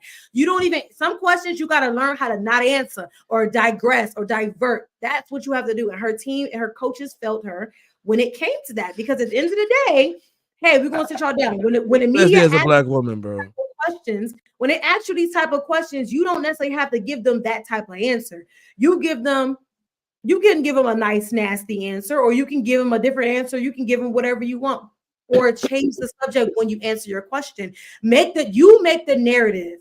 You set the narrative and you set the tone for what you want your communication and what you want your interviews to be like, and what you want the media to print, because a lot of times they're going to take it. I'm in the media. This is exactly what I do. I sit down in front of people all the time and they say crazy stuff. And me being in interview rooms, some people ask some crazy questions and they want to know and get all nosy. And it's like, oh no, well, that's not going to happen. This is what I'm going to give you. This is what it is. I'm speaking on solely facts. I'm not speaking off of emotion. And that's where I say, and why I say her team failed her. Period. I totally agree. And y'all got to stop exploiting them kids. Yeah. Stop exploiting them babies, boy. Stop exploiting them babies. That's why LeVar Ball was so hard on them kids, man. That's why LeVar Ball was like, ain't nobody going to exploit my shit but me. Somebody going to exploit mine but mine. I'm Nate voice. I'm everything for them. Let me do my job. We not about to act like LeVar Ball was Pops of the Year, man. I'm not about He was. He should have got a fucking trophy. The fuck? What? He spent more time with his kids than any dad in America. Man, the nigga was Joe Jackson without the whoopings. No, what? So these kids, according to Boo, these are motherfucking straight there. His kids went pro. All his kids went pro. We ain't gonna beat him though. God damn. No, he didn't beat his kids. All his kids went pro, bro. All his kids went pro. He still ain't the dad of the year. It's hard to do, DC. Getting one there is hard, bro. He got three, let me ask you a question. Getting one there is hard, bro. Let me ask you a question. He got three, bro. Yeah, actually, he got two. And actually, he got 1.5. He didn't know his son was gonna steal them crab legs. He didn't know that. He didn't know that was gonna happen in China. He ain't. He didn't predict that happening. He didn't know his son was a thief, bro. Yeah. Bro, they was stealing carbacks, bro. He didn't know his son was gonna steal that carbacks. Hey, he should have known with his DNA he was gonna have dry ass lips, so he should have watched out for that. That's beside the point. That's beside the point. We not about to act like he wasn't getting something on the back end too. He was on ESPN every day. The nigga was talking about them broke ass shoes that never worked, that fell apart. The nigga was trying to steal your Ugos for your feet. Nigga still ain't got them. He was trying to put his kids in position, bro. Not rely on anybody. No, you're not gonna. I'm saying, right, you look at it. You can look at it that way. Your Honor, was the nigga not Nike did it? Nike would have did it. Nike can go do the same thing. Nike can go do the same thing to your kid and exploit your kid the same way. It don't matter, bro. And then when they done with you, they gonna drop you. Unlike your father. Courtney, let's get to the root of the evil. The nigga was selling Ugos for your feet, my nigga. We not about to act like this nigga was out here selling top of the line quality shit. The shit was falling apart. Yeah, you gotta crawl before you walk through rain. That's all I'm saying, bro. Perspective is everything, man. Perspective is everything. All right, y'all like it, I love it, but the niggas, we not about to act like this nigga was out here father of the year in it because the nigga was getting something. Bro, I'm telling you, bro. LeVar Ball is the GOAT, bro. A father. He up there with King Richard. Hey, Court, I agree with you because at the end of the day, if we all fell for giving these niggas the money, man, they gave them the money. If you got 3 kids to go pro, to get selected in the draft, then you can talk about LeVar Ball parenting. We can laugh about. Hold on, Court, hold on, bro. We can laugh about Lonzo not being in the goddamn league, bro, and him having 2 bad knees. But I ain't gonna lie to you, the nigga has not worked as many hours as I worked in my life. So whatever Lonzo Ball did, bro, that shit worked. Maybe they ain't get no championships. Maybe they ain't win no playoffs, my nigga. Nigga, that shit worked. The shoes wasn't shit. Them niggas ain't worked as much as me. They ain't put in no hours. They ain't had to work no 40 hours a week, 80 hours every 2 weeks, wait for a check. They was good, bro. So shout out to Pops. Bro. Shout out to Pops. Because he was out there advocating. Bro, when they was in Chino Hills, when they played basketball, I don't know if you followed them, bro. I followed them, bro. And when they dad was out there, bro, big baller brand, bro, they showed so many fucking t-shirts, bro. They showed more t-shirts than Nipsey Hussle, bro. I swear to God. Them t-shirts was the only thing made out of good materials. They sold 1 million of them, and he was a household name. Okay. They went pro. And I said what I said, the nigga ain't father of the year. Argue with your mama. I'm not about to sit up here and put this man as father of the year. I said what I said. Hey, man, you ain't gotta like it, you ain't gotta love it, but I'm not better arguing get that my man opinion. Hey, I hope they buy Domino's for him. Shit. I hope they buy that nigga I'll some get that Domino's. nigga some Subway. Sure. I'm not buying that nigga no Domino's pizza. Get out of here. Go. Nigga's not father of the year, man. He ain't no. Anyway, moving on. I'm sorry, Dez. We didn't mean to get that long on LeVar Ball. I don't even know why I get that nigga some energy. Anywho, I can't believe you feel that way about LeVar Ball because you a dad, bro. And you want the best for your kids. The nigga was P. Diddy. He was all on the stage dancing and signing shoots and said his kids just wanted to play basketball. Somebody else would have did that too, bro. So it make it better because he pimped it. So y'all telling me it was better he pimped his kids than the white man? Yes. The fuck out of here. That First off, he ain't pimp his kids because his kids. He didn't pimp his kids, bro. He put his kids in position. Stop it. They thought that he could not do that, bro. That's why I'm saying, bro. Stop. He still did it, bro. He proved everybody wrong, bro. He literally proved the whole sports world wrong, bro. If the niggas wasn't good at basketball, you would have not have heard from that nigga. This nigga went on live national TV and said, hey, Lamar Jackson's mom guarantee a Super Bowl. Oh, shit. Damn. What? Leave him alone, bro. Why are you doing that, bro? Stop. So you gonna try to hit me with a personal attack? Yeah, he trying to dig deep. We are. She heard the question too, because she in the media. She said, I heard that shit. So I'm not gonna say anything. I went like I didn't hear it. We all heard the question too. We all media trained in here. We all know what just happened. Did she sell us a dream? Yeah, it's cool. I mean, it's like I said, I don't fuck it the guy. Works. I'm just saying it works. I guess. I feel like he exploited his kids. I don't think for money, but I think he used them for the fame. So he can get some money. So he went a roundabout way of doing it. He didn't exactly tell them put money in my hand, but this nigga went on ESPN and started telling all this bullshit. You know how much money it costs to put your kids through that type bro, of you know he was trolling all that. He was better than Fuck Jordan, all that. bro. You know how much that shit costs? Having fun. You know how much that shit costs? If you make any money off them kids, fuck them kids. I'm on some Bernie Mac shit. Fuck them kids.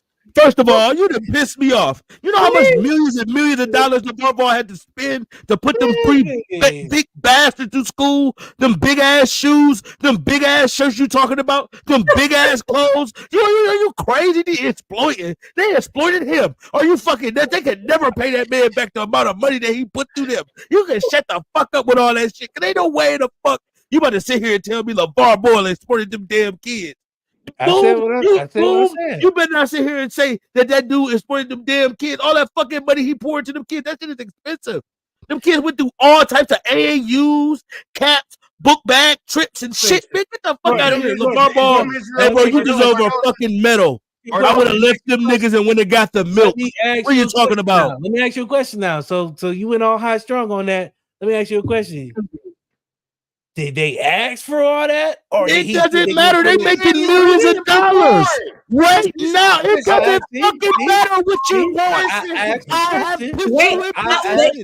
No, they're not going to ask for that. But if that's what you want to do, and that's your dream in life, then you got to get this. I mean, listen. What I will say is there are probably some kids, some people, and right now in they big ages that wish they had a parent like his who would have done the things that he did so they could be where they are right now. If my dad would have got me to the motherfucking NCAA, boy, he's the GOAT. You know how hard it is to get drafted, bro? Wish I did that shit.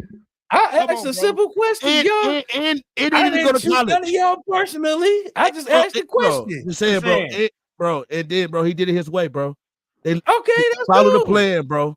Follow the plan. And you see what happened when they didn't follow the plan. Perfect. No parent is perfect, but if you seen the way and it worked for not just 1, 2, but 3, like if it worked, it worked.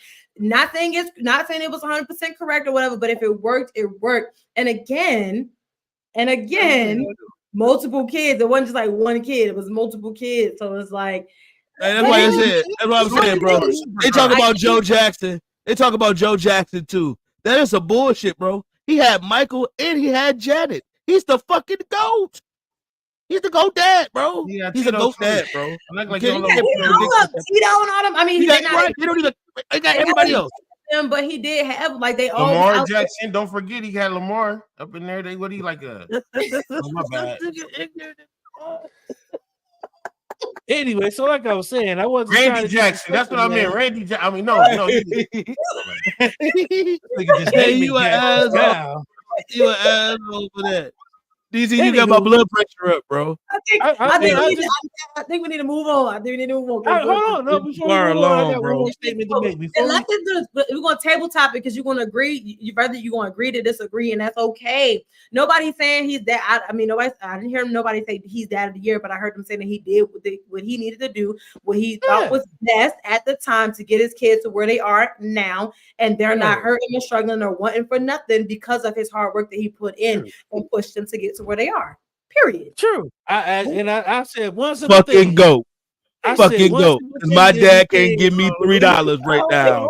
He's the fucking GOAT. Okay. One simple thing. Hey, I got attacked like I wasn't a father, like I was just a shitty person, like I didn't care about his struggle. Yeah. No, you giving these kids too many options. They got too many options. Fuck all that. I asked a simple question. Did he not get something else out of it? Also. He's supposed to. Okay, but that ain't the question. That ain't the question. Because y'all made it seem like he was doing out the kindness of his heart. Because, you know. Who does anything out the kindness of your heart, nigga? If you can't be used he was doing it for the love of his kids. Because he bums on the street. Bro, what the hell? This nigga Bro, is, I think DC just DC fucking with me tonight. He fucking with me. He's fucking with me. Yeah, he fucking with me, bro. Yeah, you know what? You digging for great. Yep. You digging there, bro. Cause there's no way. Question. Is there because so I'm gonna be honest with you. I love sports reporters. I love, how hard it is to do that. You know what I'm saying? The effort it takes.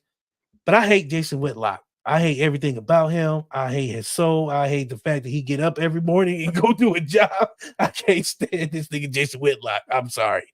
Is there any? I'm sorry, I brought that up. Ask her that, bro. I agree with you. I don't gonna say hate, but I strongly dislike. No, y'all didn't even let me finish. Y'all didn't let me finish. Is there a how am I gonna ask this question? No, I'm saying how you gonna ask it? Because I know what you want to ask. I'm not gonna ask her. Is there anybody she hate? No, I wasn't gonna do that. She gotta hate. Has there been like any takes you haven't liked? That's what I want to ask her. Like any report or something you was like, I just don't feel like that's because like we have a lot of sports where they like to debate these takes now. That's the new rage everybody has. Shannon and Skip was a thing, and skipping everybody. Now he got Lil Wayne and Keyshawn Johnson and a cast of black people, and he can't say nothing on his show. Like Stephen A. Smith has some weird takes. I'm like, damn, what was that? What is he talking about? Because Stephen A. Smith says a lot of stuff that sometimes rub me the wrong way, but at the same time, he's good at his job. That's the baiting of it. That's what they, sometimes you got to say something controversial because that's what's going to stick and get you to, to carry on to whatever else you want them to hear from you. So that's called rage baiting. I feel like sort of what I did to Courtney. Yeah, the type of shit that we used to do. Yes, that was rage baiting there. But any text I do not like. That's very broad, very, very broad. Okay, but there a report you was like that just feels not right, like a headline or something. There's plenty. I mean, my main argument is the fact that they were saying that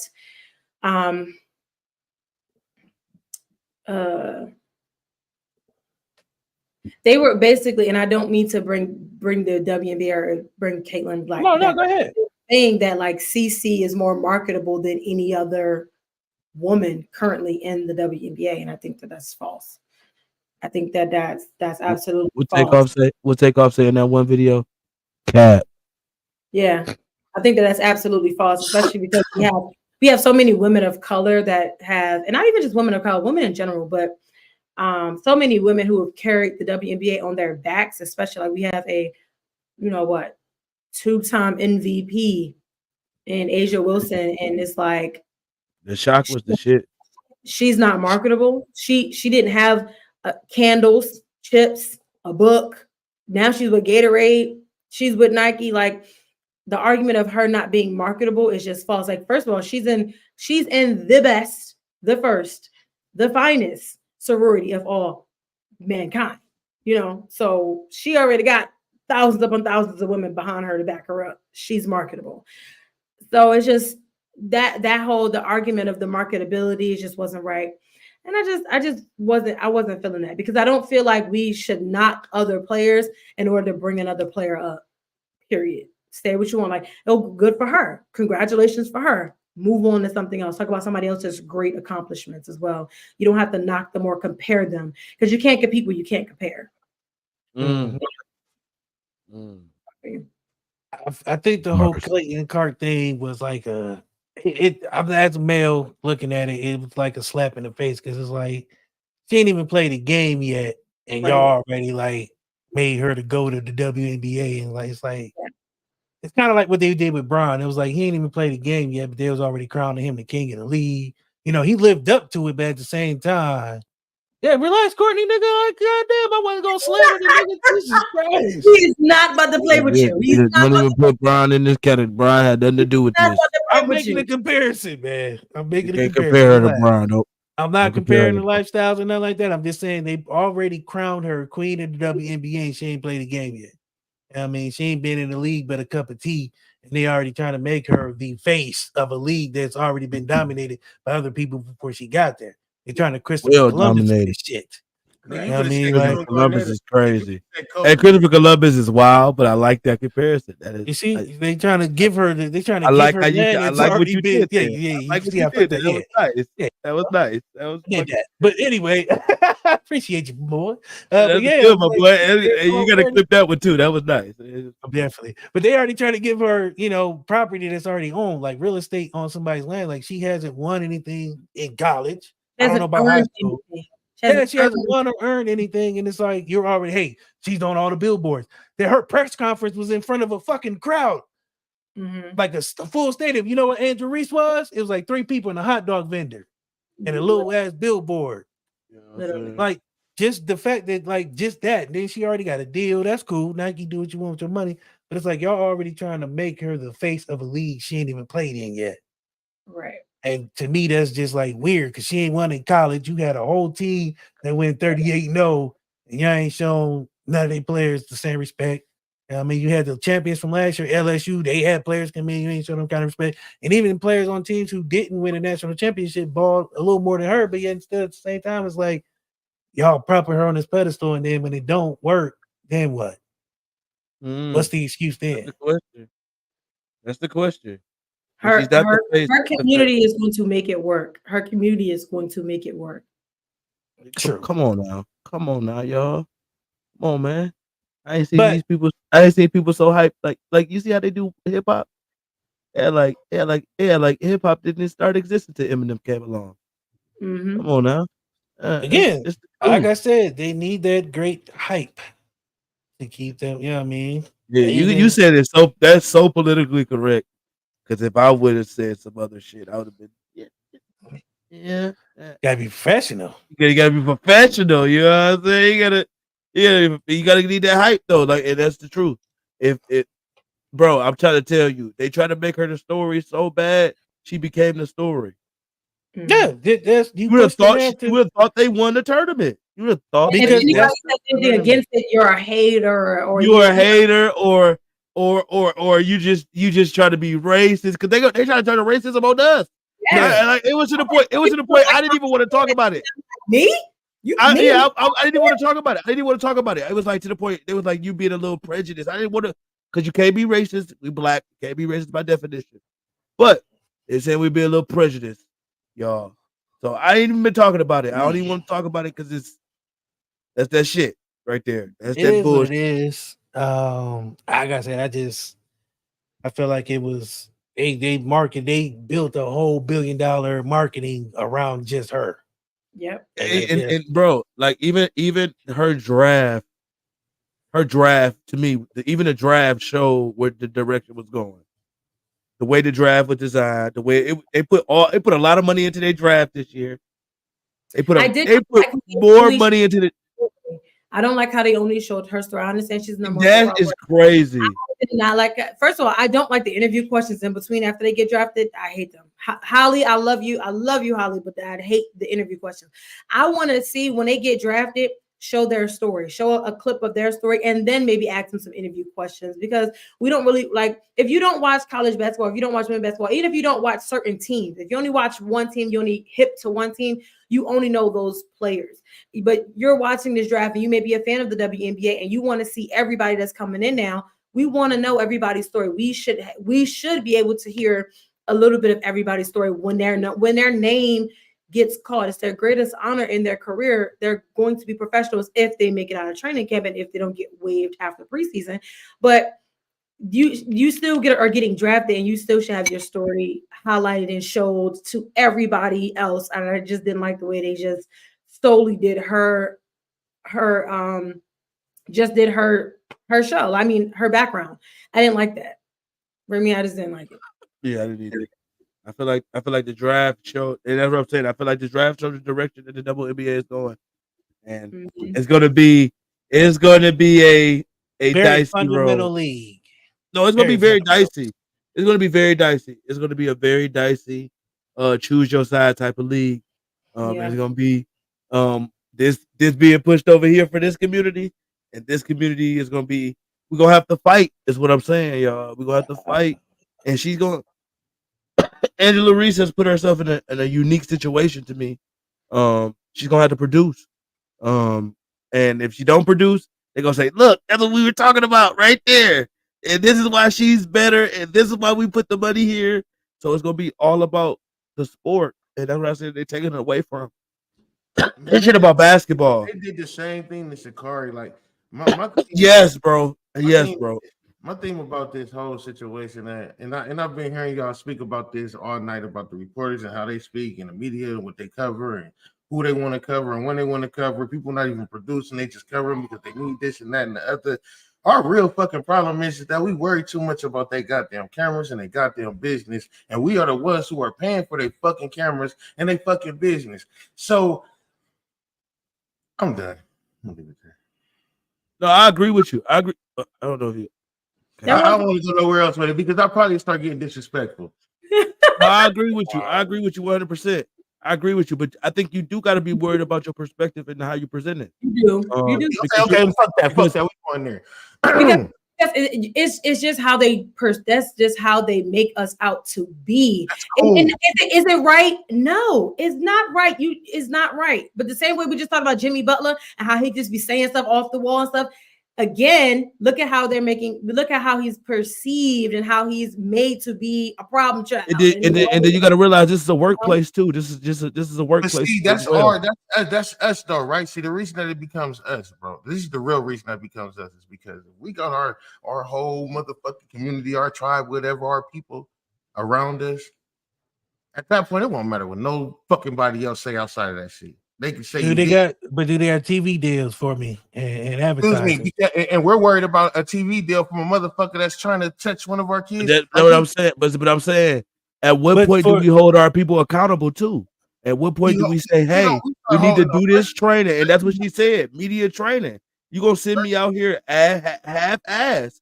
I'm half-assing it. That's what I'm saying. It don't matter. At some point, we gotta realize that don't matter. Like it don't matter that you black. It just matter that you have to have some kind of training to get there. Okay, if you're not gonna do that work, you're just gonna get there and be like, I got my niggas with me.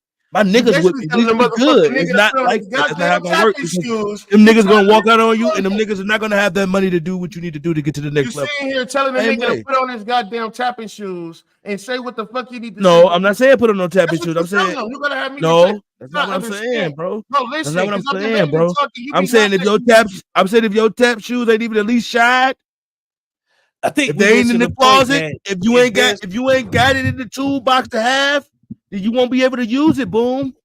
You won't be able to, if you don't have the tools to do it, then you won't be able to do it, bro. Nigga, how the fuck we don't got the tools when we the ones who spend the most fucking money? We the most athletic ones. Yeah, what are we spending the money on? What are we spending the money on? I think we're missing the point because there's no point. If there's no black outlets for these sports reporters to go to, then we all are. I mean, I agree with you. I agree with you, boom. There are black outlets. See, this is the problem. We go out here, we ball our hearts out in these motherfucking rinky-dinky ass high schools and all that other shit. Then they come up to us and they show us the better fucking equipment that they got. And the reason that we don't got that equipment is because we too worried about the next fucking Jordans coming out when we can fucking buy that equipment for the ones that we fucking love so fucking much. We love these niggas, but we can't invest our money. I don't. I'm not investing my money. But we worried about what they saying in front of these other people. Like. I mean, they still have a job. You said create different outlets. I think it's about. Okay, so ain't nobody supporting the big three as much as they supporting the NBA. That's true. I didn't know the big three, right? But it's about marketing dollars, and that's what we talking about right now. At the same time, you got a man named Ice. It's about how it looks, bro. It's about how things are presented, bro. And that's what I'm saying. Things are presented to you. I'm gonna tell you right now. Ain't no owner in the big three gonna get on Jimmy Butler ass about what he. Hey, bro, I'm gonna tell you this, boom. You can't just sell me some shit because you black. You can't just sell me some shit because you black, bro. That sound like what you saying, bro. You sound like you saying you want me to invest into some shit because it's the big three, because it's Ice Cube, no, because he got his shit. I'm not. That's not selling me, bro. Get on TV and say she the fucking villain. That gives these motherfuckers who owns the cameras, who owns the television. But she going to play for a white conglomerate. My nigga, let me going to play. Hold on, please. Let's please. If Angel Reese get on the TV and she motherfucking is saying she's the villain, and that gives them enough fuel to not put her on TV, whose TV is she not going on? Theirs, right? So pretty much she has to kiss their ass in order to be on their TV. Because other than that, they're going to market who the fuck they want to market. But let's talk about who really bringing the ratings. Angel Reese from the jump, correct? So if we got a camera on Angel Reese, then the ratings don't have to come to us. Period. All the dances that they got come from us. All the skylights they got come from us. All the shoes they got come from us. All the design, the fashion, the look, the crossover, the layup, all that shit comes from us, my nigga. They're gonna have to come to us. Yeah, but they weaponized it. They capitalized on it. Not how that's not. You know how hard it is for Black people in general to get in a media space. Yeah, you know how hard it is. There's no other outlet. There's no other way, bro. Who are we trying to? But okay, so we trying to reach them, right? This is the point that we doing. So the reason that we trying to go through media is because we trying to reach them, right? We're trying to reach people, period. Because if we make our own media, listen, if we make our own media, and we tried this with the BET, but we let them control it, right? So then we stop going to BET. But if we get our own newer BET, all of our people will come to that BET regardless of what they talking about. Eventually, they gonna want to come see what the fuck we doing, right? Yeah, but somebody got to do it. I'm not disagreeing with you. I think we all saying this. Instead, we like, can we get on your CNN? How come y'all not saying this on CNN? How come y'all not saying this on NBC? Listen, what they will do is they'll put Drake and Kendrick on MSNBC. Why? How do a rap beef makes ABC over what Black people are actually doing? And we are the ones who are pushing this rap beef over what Black people are actually doing. And at the end of the day, man, Angel Reese should have been able to go up there and say she a motherfucking villain, and they'd be like, "Oh, well, look at her," and we still be like, Angel Reese in the background, still to this day. Fuck what they talking about with Caitlin Clark, Angel Reese. But here's the problem. The thing is, hold on. As Black media, I am Black media, right? I have my own business. Boom, Pretty Girls Love Sports. I also work for a Black media network. Right, I'm a conglomerate of them, and I wanted to work for them because they were Black media. But sometimes it's our people against our people. Do you know how hard it is for me to get into spaces of Black media sometimes? And it's ill. I've been able to interview. I've been able to say like, hey, I've reached out to people like, hey, I'm with this Black media news outlet, and they won't pay me no mind because they just Black news, they just Black media. Angel Reese can come on my platform and give me a shout out on the podcast and blow stuff up so that way they can come and see all the Black content. I literally celebrate Black, especially Black women, but I celebrate Black people and Black women in sports, which is why I started the brand. And you know how hard it is to get our Black athletes to even recognize my brands, even say, to repost something. I've made articles about these people. I've made flyers. I've made graphics. I've shouted them out. I've commented on their photos and everything. Do you know how hard it is for them to even recognize Black media? Because they don't care about 500 followers. That ain't nothing. But all you gotta do as a Black athlete is shout out somebody and say, go follow them. And now I got 1 million followers. And guess what? Now, as you said, all the views and stuff is coming to the Black media. So it's really sometimes our people against our people. Because if our people just help each other, we wouldn't need, as you said, the CNN. That's all I was saying, love. Thank you. That's it. But it's like, I don't know why we feel like we can't help each other out, because like I said, a little goes a long way. Somebody just like Aaliyah Boston. I loved Aaliyah Boston last year. I loved Zaya Cook last year, right? I have graphics and articles and stuff about them on my platform because I believe in Black sports and Black excellence, especially in women. Do you know it would have been something simple? They repost other people's media stuff about them and liked it and tagged it. Do you know none of my stuff ever got looked at all? And I spent my time admiring these women. And all you have to do is repost my to your story and say, follow this Black media outlet. and then boom, now everything I do, they're looking to me and they're looking at what I'm doing because now I'm a credible source. But it's like I Now it understood becomes my job. I say this to you though. I will say this to you though, Miss Dez. It definitely becomes my job, especially from meeting you today. It does become a part of my job to start sharing you, regardless if we ever speak again or not. It becomes my job because at this point, for me to say, how come we don't have the views or people looking at us? I have to also be sharing what you have going on so people can have something else to look at. Because I will say this, and then I'll leave it alone. I noticed when Cameron and Mace started doing their sports stuff, a lot of the other sports people started doing the same thing. ESPN, Bayless, now, and I'm telling people right now, I get it, but I get it. We may not have the money, but we only spending money on their shit, so we don't need the money. Right. And then we the ones who spend the most money, so technically we got the money. Right. So if that's the case, then, bro, we got to start spending with ourselves, bro. I got to stop going and spending $500 on a Gucci shirt and go spend $10 or $20 on a what the shit shirt. Seriously. And I will say this. $500 on the shirt is wild. But that's what they do. But I will say this, though. I will say this. When what the shit come out with a shirt, they do need to make what the shit do need to make shirts that maybe it fit my girl the way I wanted to fit her. You feel? We do have to have different types of things that we do when we brand our shit. But all I'm saying is we need to start spending more with each other, and we need to give each other more of a, options of what we got, because at this point all we do is cry. Oh, why we not? How come y'all not showing us like this on your show? How come y'all not like this on their show? How come y'all procast? Look at Steph Curry and what they did with the Good Times on Netflix. Like, bro, like, come on, a baby selling dope, bro. Steph Curry, we've been supporting you and screaming you, bro, and you gonna sign your name on that, my guy? We're not about to fall down that rabbit hole again.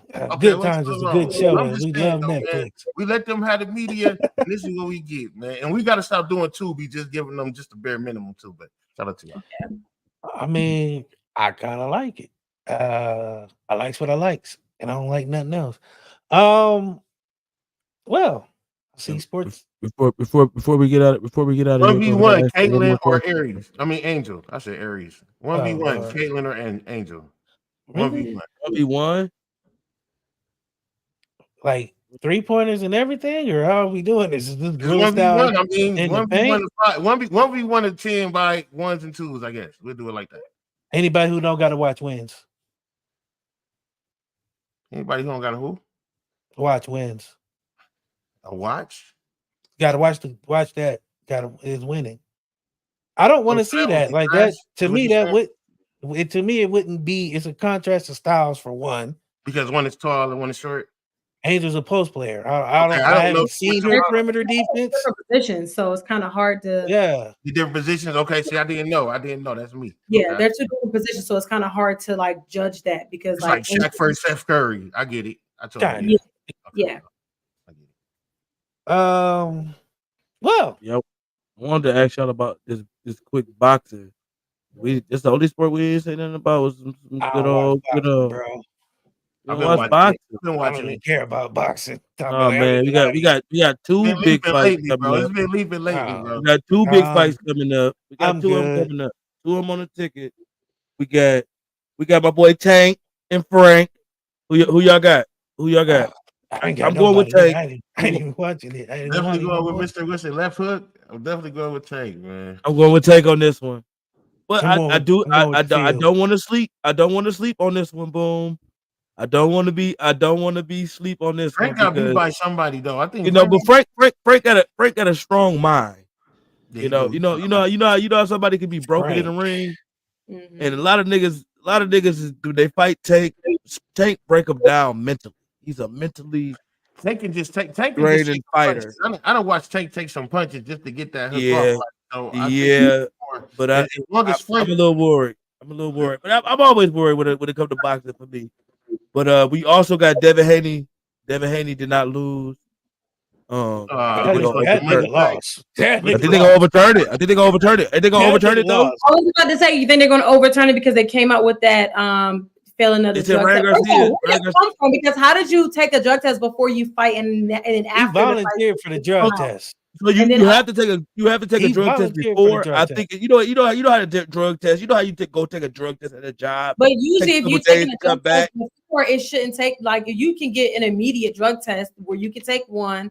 So how I is guess it the performance enhancing drugs was he was gonna beat that boy ass He regardless. beat that nigga's ass clean. I ain't trying to hear that shit. Hey man, Devin, them Haiti, they found a way out of that. that ass whooping, boy. They said Well, we we gonna got no find a way problem.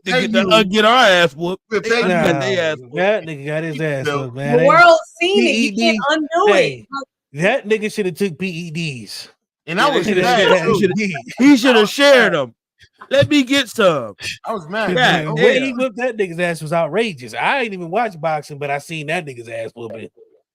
Devin Haiti, so I'd be looking for the NBA to overturn the full game. I definitely was like, they're not about to overturn this fight, nigga. You not at all. Bro. He took that on the chin, literally. Chin, jaw, face, side of the face.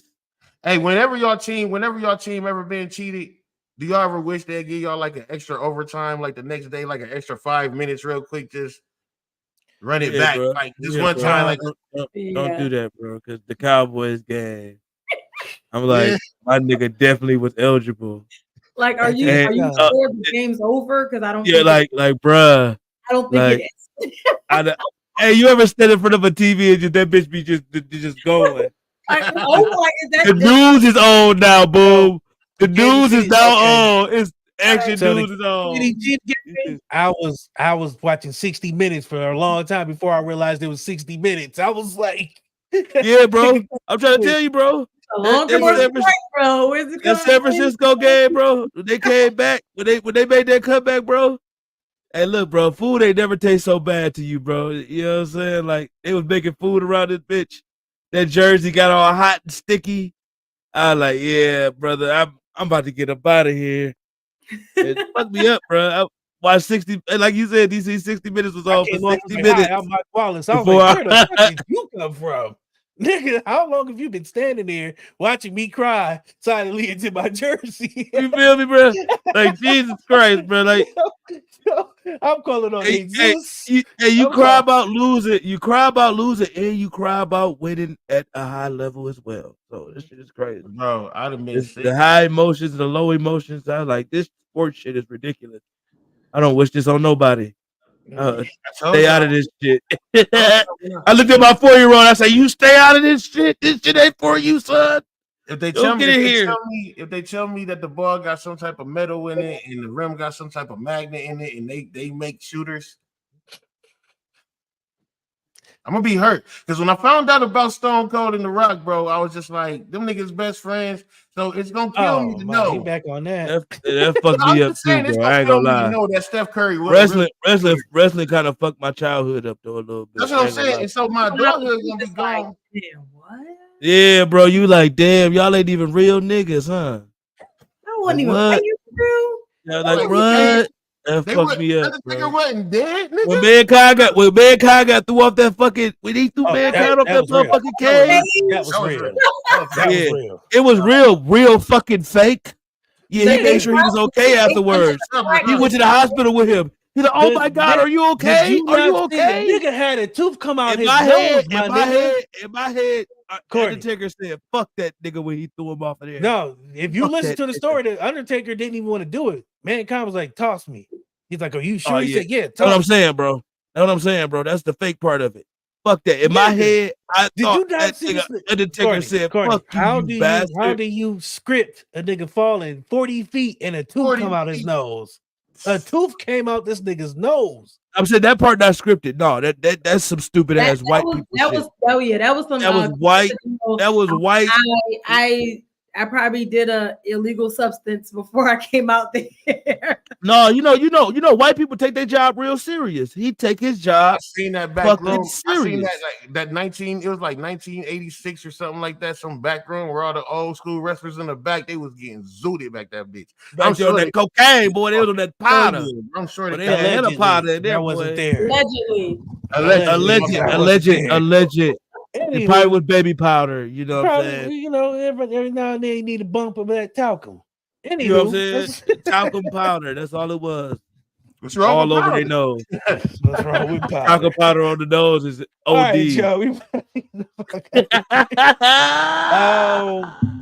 Because we're gonna leave on that note. 2 pounds of talcum powder on the nose is crazy.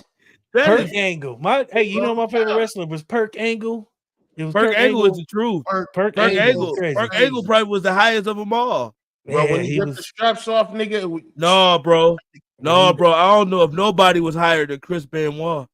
Yeah, but never mind. All right, we're gonna get out of here, y'all. Nice. So Dez, thank you for coming. Because I'm not about to get canceled, because that's one thing I won't talk about is that motherfucker.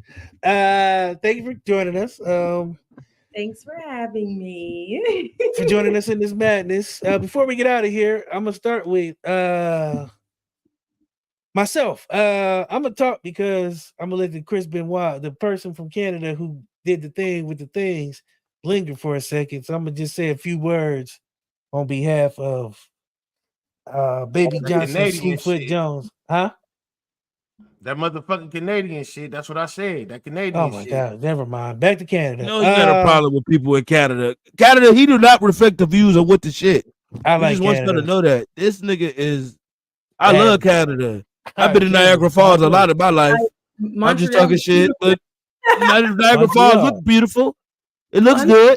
Right across the street from Detroit, boy. Windsor. I've seen Windsor on the map. They not like us. They not like us. Oh Lord! All right, we gonna get out of here, y'all. Oh my God, bro! Chill, please, bro. Because I didn't even do a music report because of you. I didn't even write shit because of you this week.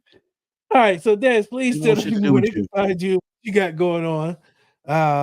This is our parting shots. Somehow this episode fell off the wagon, and we all are a little more crazier for being here today. Okay. So again, I'm Dez with Pretty Girls Love Sports. You can find me at PG Love Sports on all social media platforms. Also, the host of the Pretty Playbook. That's on all major platforms: Spotify, iHeartRadio, Amazon, Audible, and some shows are on YouTube.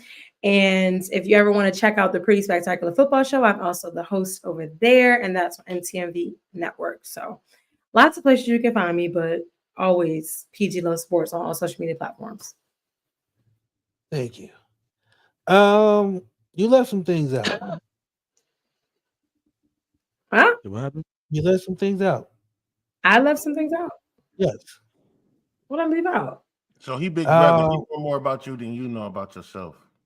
I'm trying to figure. From where? I gave my introduction earlier. Mm-hmm. Former dancer. Former 5-time athlete. Current. I'm a current professional cheerleader. Yes, I said that earlier. Athlete. You gotta be athletic to do that. You can't can't no random nigga just go out there and start flipping people all willy-nilly. Somebody gonna get hurt. You gotta stretch before you do that, y'all. Y'all just don't go out and just start throwing. Hey, I'm gonna be on top of the pyramid. Just start throwing girls around. With your 30-year-old bodies, you should be stretching anyway, motherfucker. Make that a routine. Actually, no matter what you do. You're walking down the stairs. You should be stretching before you do that. Okay, you see the short toe muscle and fuck yourself up. Fucked myself up the other day. I was moving a pallet jack at work, and I went to go push down on it. My arm locked in that one place, so I'm like, hey, bro, I ain't never preached lifting the way I've been preaching lifting. Lift with your fucking legs. Don't you be lifting with your back, boy. Try to tell you, boy. The older you get, I'm trying to tell you. I'm on crutches in the calf, right? I'm on crutches with my leg wrapped up right now. Hey man, the fact that oh my God. You didn't stretch some fucking joint juice, you motherfucker. I did stretch my calves. I didn't know I was root. You need some motherfucking you need a whole bunch of ointment. Been gay. God damn. I did stretch my Achilles when I was in the shower trying to play with old girl. You know what I'm saying? I didn't stretch my Achilles.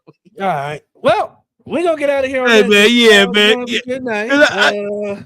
Dog, I got so many questions, dog. I got no questions at all. No, there's nothing I need to know about anything about that situation. Hey, man, I don't even know what that is, my brother. But you a bad man, boo. All right. So we appreciate our guest for coming. Make sure y'all check her out because she does do a lot of. Yeah, is that Icy Hot? And been gay? Oh my God! I was just arthritic. Oh my! Yeah, I gotta get my I gotta get my MRI. You see, this shit about to get crazy. DC, hurry up, get us out of here. Get us out of here, DC. I gotta get my MRI on the 21st. This nigga got arthritis hot. This nigga even got Dez Barnes icy hot. That nigga got red icy hot. I didn't even know they sold that shit. This nigga should just say bandage. Where did you get that from? BDS? You get that shit from BDS. That's what you get for buying that shit from the virtual CVS, bro. That shit's off brand. I told you to stay out of it. Arthritis hot. I don't even want to leave. That's where all the fucking questions are. Hey, listen, man, listen. Where the fuck did you find that? We found the name for the episode. Arthritis hot. This nigga's a 40-year-old man with arthritis hot. What? And not ace bandages, but just bandages. He got bandages. That bitch came with a band-aid. That bitch came with a band-aid for the end of it, bro. He got just a roll. Nigga, you just unroll that shit yourself. That shit look like tissue. I thought it was at first, man. This nigga got arthritis. He got arthritis. Oh my god, man! Y'all ain't never hurt yourself. Obviously, y'all healthy as fuck, huh? Fuck out of here. Clearly, because I ain't never. No, bro. We not that fucking healthy, but we fucking stretch. I fucked up a lot of my joints and stuff, but I ain't never used. What they're saying is they can afford the actual icy hot. That's what they're saying. Do it. Do it say that on there? Similar to compared to icy hot. Similar to it in nature. Oh, this bro. Hey, she gonna make it bad. They can actually afford it, motherfucker. How about that? And have you know they just actually gonna get the real one. You over there reading it too. I hope it's compared to. Because I'm gonna throw this up in your face later. It actually is. Right. I appreciate y'all. That might have been the funniest shit ever. She said it. Man, this shit worked. Okay. It's just a fucking tell that say arthritis hot. Hey man, stop getting that shit from Five Below. Just because it's $5 don't mean it works. Okay. That dollar, what's that, Dollar General? They gonna get that shit from DG. Yeah, I'm good, man. I ain't got no DG. This is a good box. This is a good box. Good color. Look at the color. Look at that. Look at that. What does the color have to do with what? Because that's how they got him. That's how they got him. It was hot rod red. Look at that font. That's how they got him. Hot. That shit look exactly how his knee felt when he left the house. Fiery red. And he said, I need that. I need that motherfucker right there. That motherfucker explains the pain level on my knee. Fire hot. Fuck icy hot. I want arthritis hot. He said, where's the arthritic hot? This shit gotta work. Where's you? One last question before we go. Please. Where did you get that from? Please tell us. I told somebody I was hurting, and that's what they brought me. Shit, that's as much as somebody brought that to you. They got it, bro. They got that shit from the Himalayas, nigga. You don't even know who the fuck what shoved that shit on. I tell you this though, when I put it on my foot, it felt good as fuck. Wait a minute. You just said your knee. Your knee and your foot fucked up? No, it's on my Achilles. It's in the back of my I don't know where the fuck I don't know. Not Achilles. Oh, this nigga don't even know where he hurt. Oh my god. This nigga, oh my god. Yeah, hurry up and go to the doctor. This is what they say about black men. Black man, we gotta go to the doctor because this nigga said his meniscus, acute ankle, back meniscus, wear and tear on his brake line is fucked up. He can't stop no more. Wait, hold on. Today's the 8th, right? Yeah. What happened? Let me tell you something. It's the Nick show. It's the Nick show. It's the Nick show. Yeah, it's the Nick show, Mr. They were so behind. They was behind. They won 130 to 121. You right. Behind more series is too. And you know why? You know why? Because Tyrese Halliburton, he was talking all that chatting. Stop doing all that fucking chatting, bro. Stop fucking chatting all the fucking time. All that fucking chatting is not gonna play fucking basketball, bro. Oh, hold on now. Wait a minute. You know, hold on. All right, we're gonna get out of here because early in the show we gotta go. We've been on we gotta go. He's trying to rush us. He's trying to escort us out. Man, because I was gonna make a point, but because when Jimmy Butler got told to shut up, y'all was like, "Nah, that ain't cool." But now you just gonna tell this nigga to shut up and play basketball. Yeah, no, shut the fuck up. Shut the fuck up if you ain't gonna back it up on the court. Pat Riley can't hoop. That's what I said. I said Pat Riley said Jimmy Butler or junk on Pat Riley right now. Man, I bet $5 Jimmy Butler. I bet $5. You gonna try to dunk on the old white man? That's what we. Man, I bet $50,000 that this nigga Jimmy Butler will dunk on Pat Riley. That's right now. He should have been dunking on who they was playing. His fucking leg was fucked up, bro. That's just how like he didn't get the off-running hot. He didn't get the off-running hot. My bad. You right. All right. Yo, we gotta get the care back from my nigga. If you about to bet $50,000, nigga, then let me hold 50 so I can go get me some real icy hot. Hey, you ain't lying. You need 50,000 for icy hot. You got a different problem. Listen, listen, icy hot is not that expensive. I don't know who bought it. What's the problem with the arthritis hot then? Yeah, because arthritis hot was $1.25 from the dollar. Yeah, bro. Yeah, bro. How much is the icy hot? That bitch about $7.99. Yeah, about $7.99, bro. Calling the gas, nigga. What the fuck you talking about? Hey, I'm trying to tell you. Like the roller. Yeah, bro. You get that. Yeah, bro. The quarter zone joints. Yeah, bro. That what they really. That what you. Yeah. Some Voltarian gel. This nigga said something about chicken pox. This nigga just fucked me up. He said, "Wait a minute." Okay. Well, DC, get us out of here, bro. All right. Well, get us out of here, bro. We want to note that this nigga Boom got knockoff brand medicine and shit out here with bandages and arthritis hot. Like I said, I want to thank our guests for coming. I enjoyed talking sports, even though sometimes sports can be a little decisive and debatable. As you can see, we went first take on y'all. I didn't plan on that happening, but here we are. What the shit? Next week we have a guest. Anything else? I'm missing anything? Support your people. Make sure you guys are doing something nice for somebody. Not just yourself. Happy Mother's Day, Mama. Happy Mother's Day, Mama. Mother's Day. Happy Mother's Day. So happy Mother's Day in advance. All you beautiful mothers and people who take care of people, even if you're not a mother, if you take care of a grown man and they act like a child, think that you're a mother. But that's neither here nor there. That's your son. But that's neither here nor there. Go by. No, let me stop. Let's go. Okay. All right. Well, y'all have a good night. I'm not even gonna play music. We just gonna end like that. Y'all have a good night.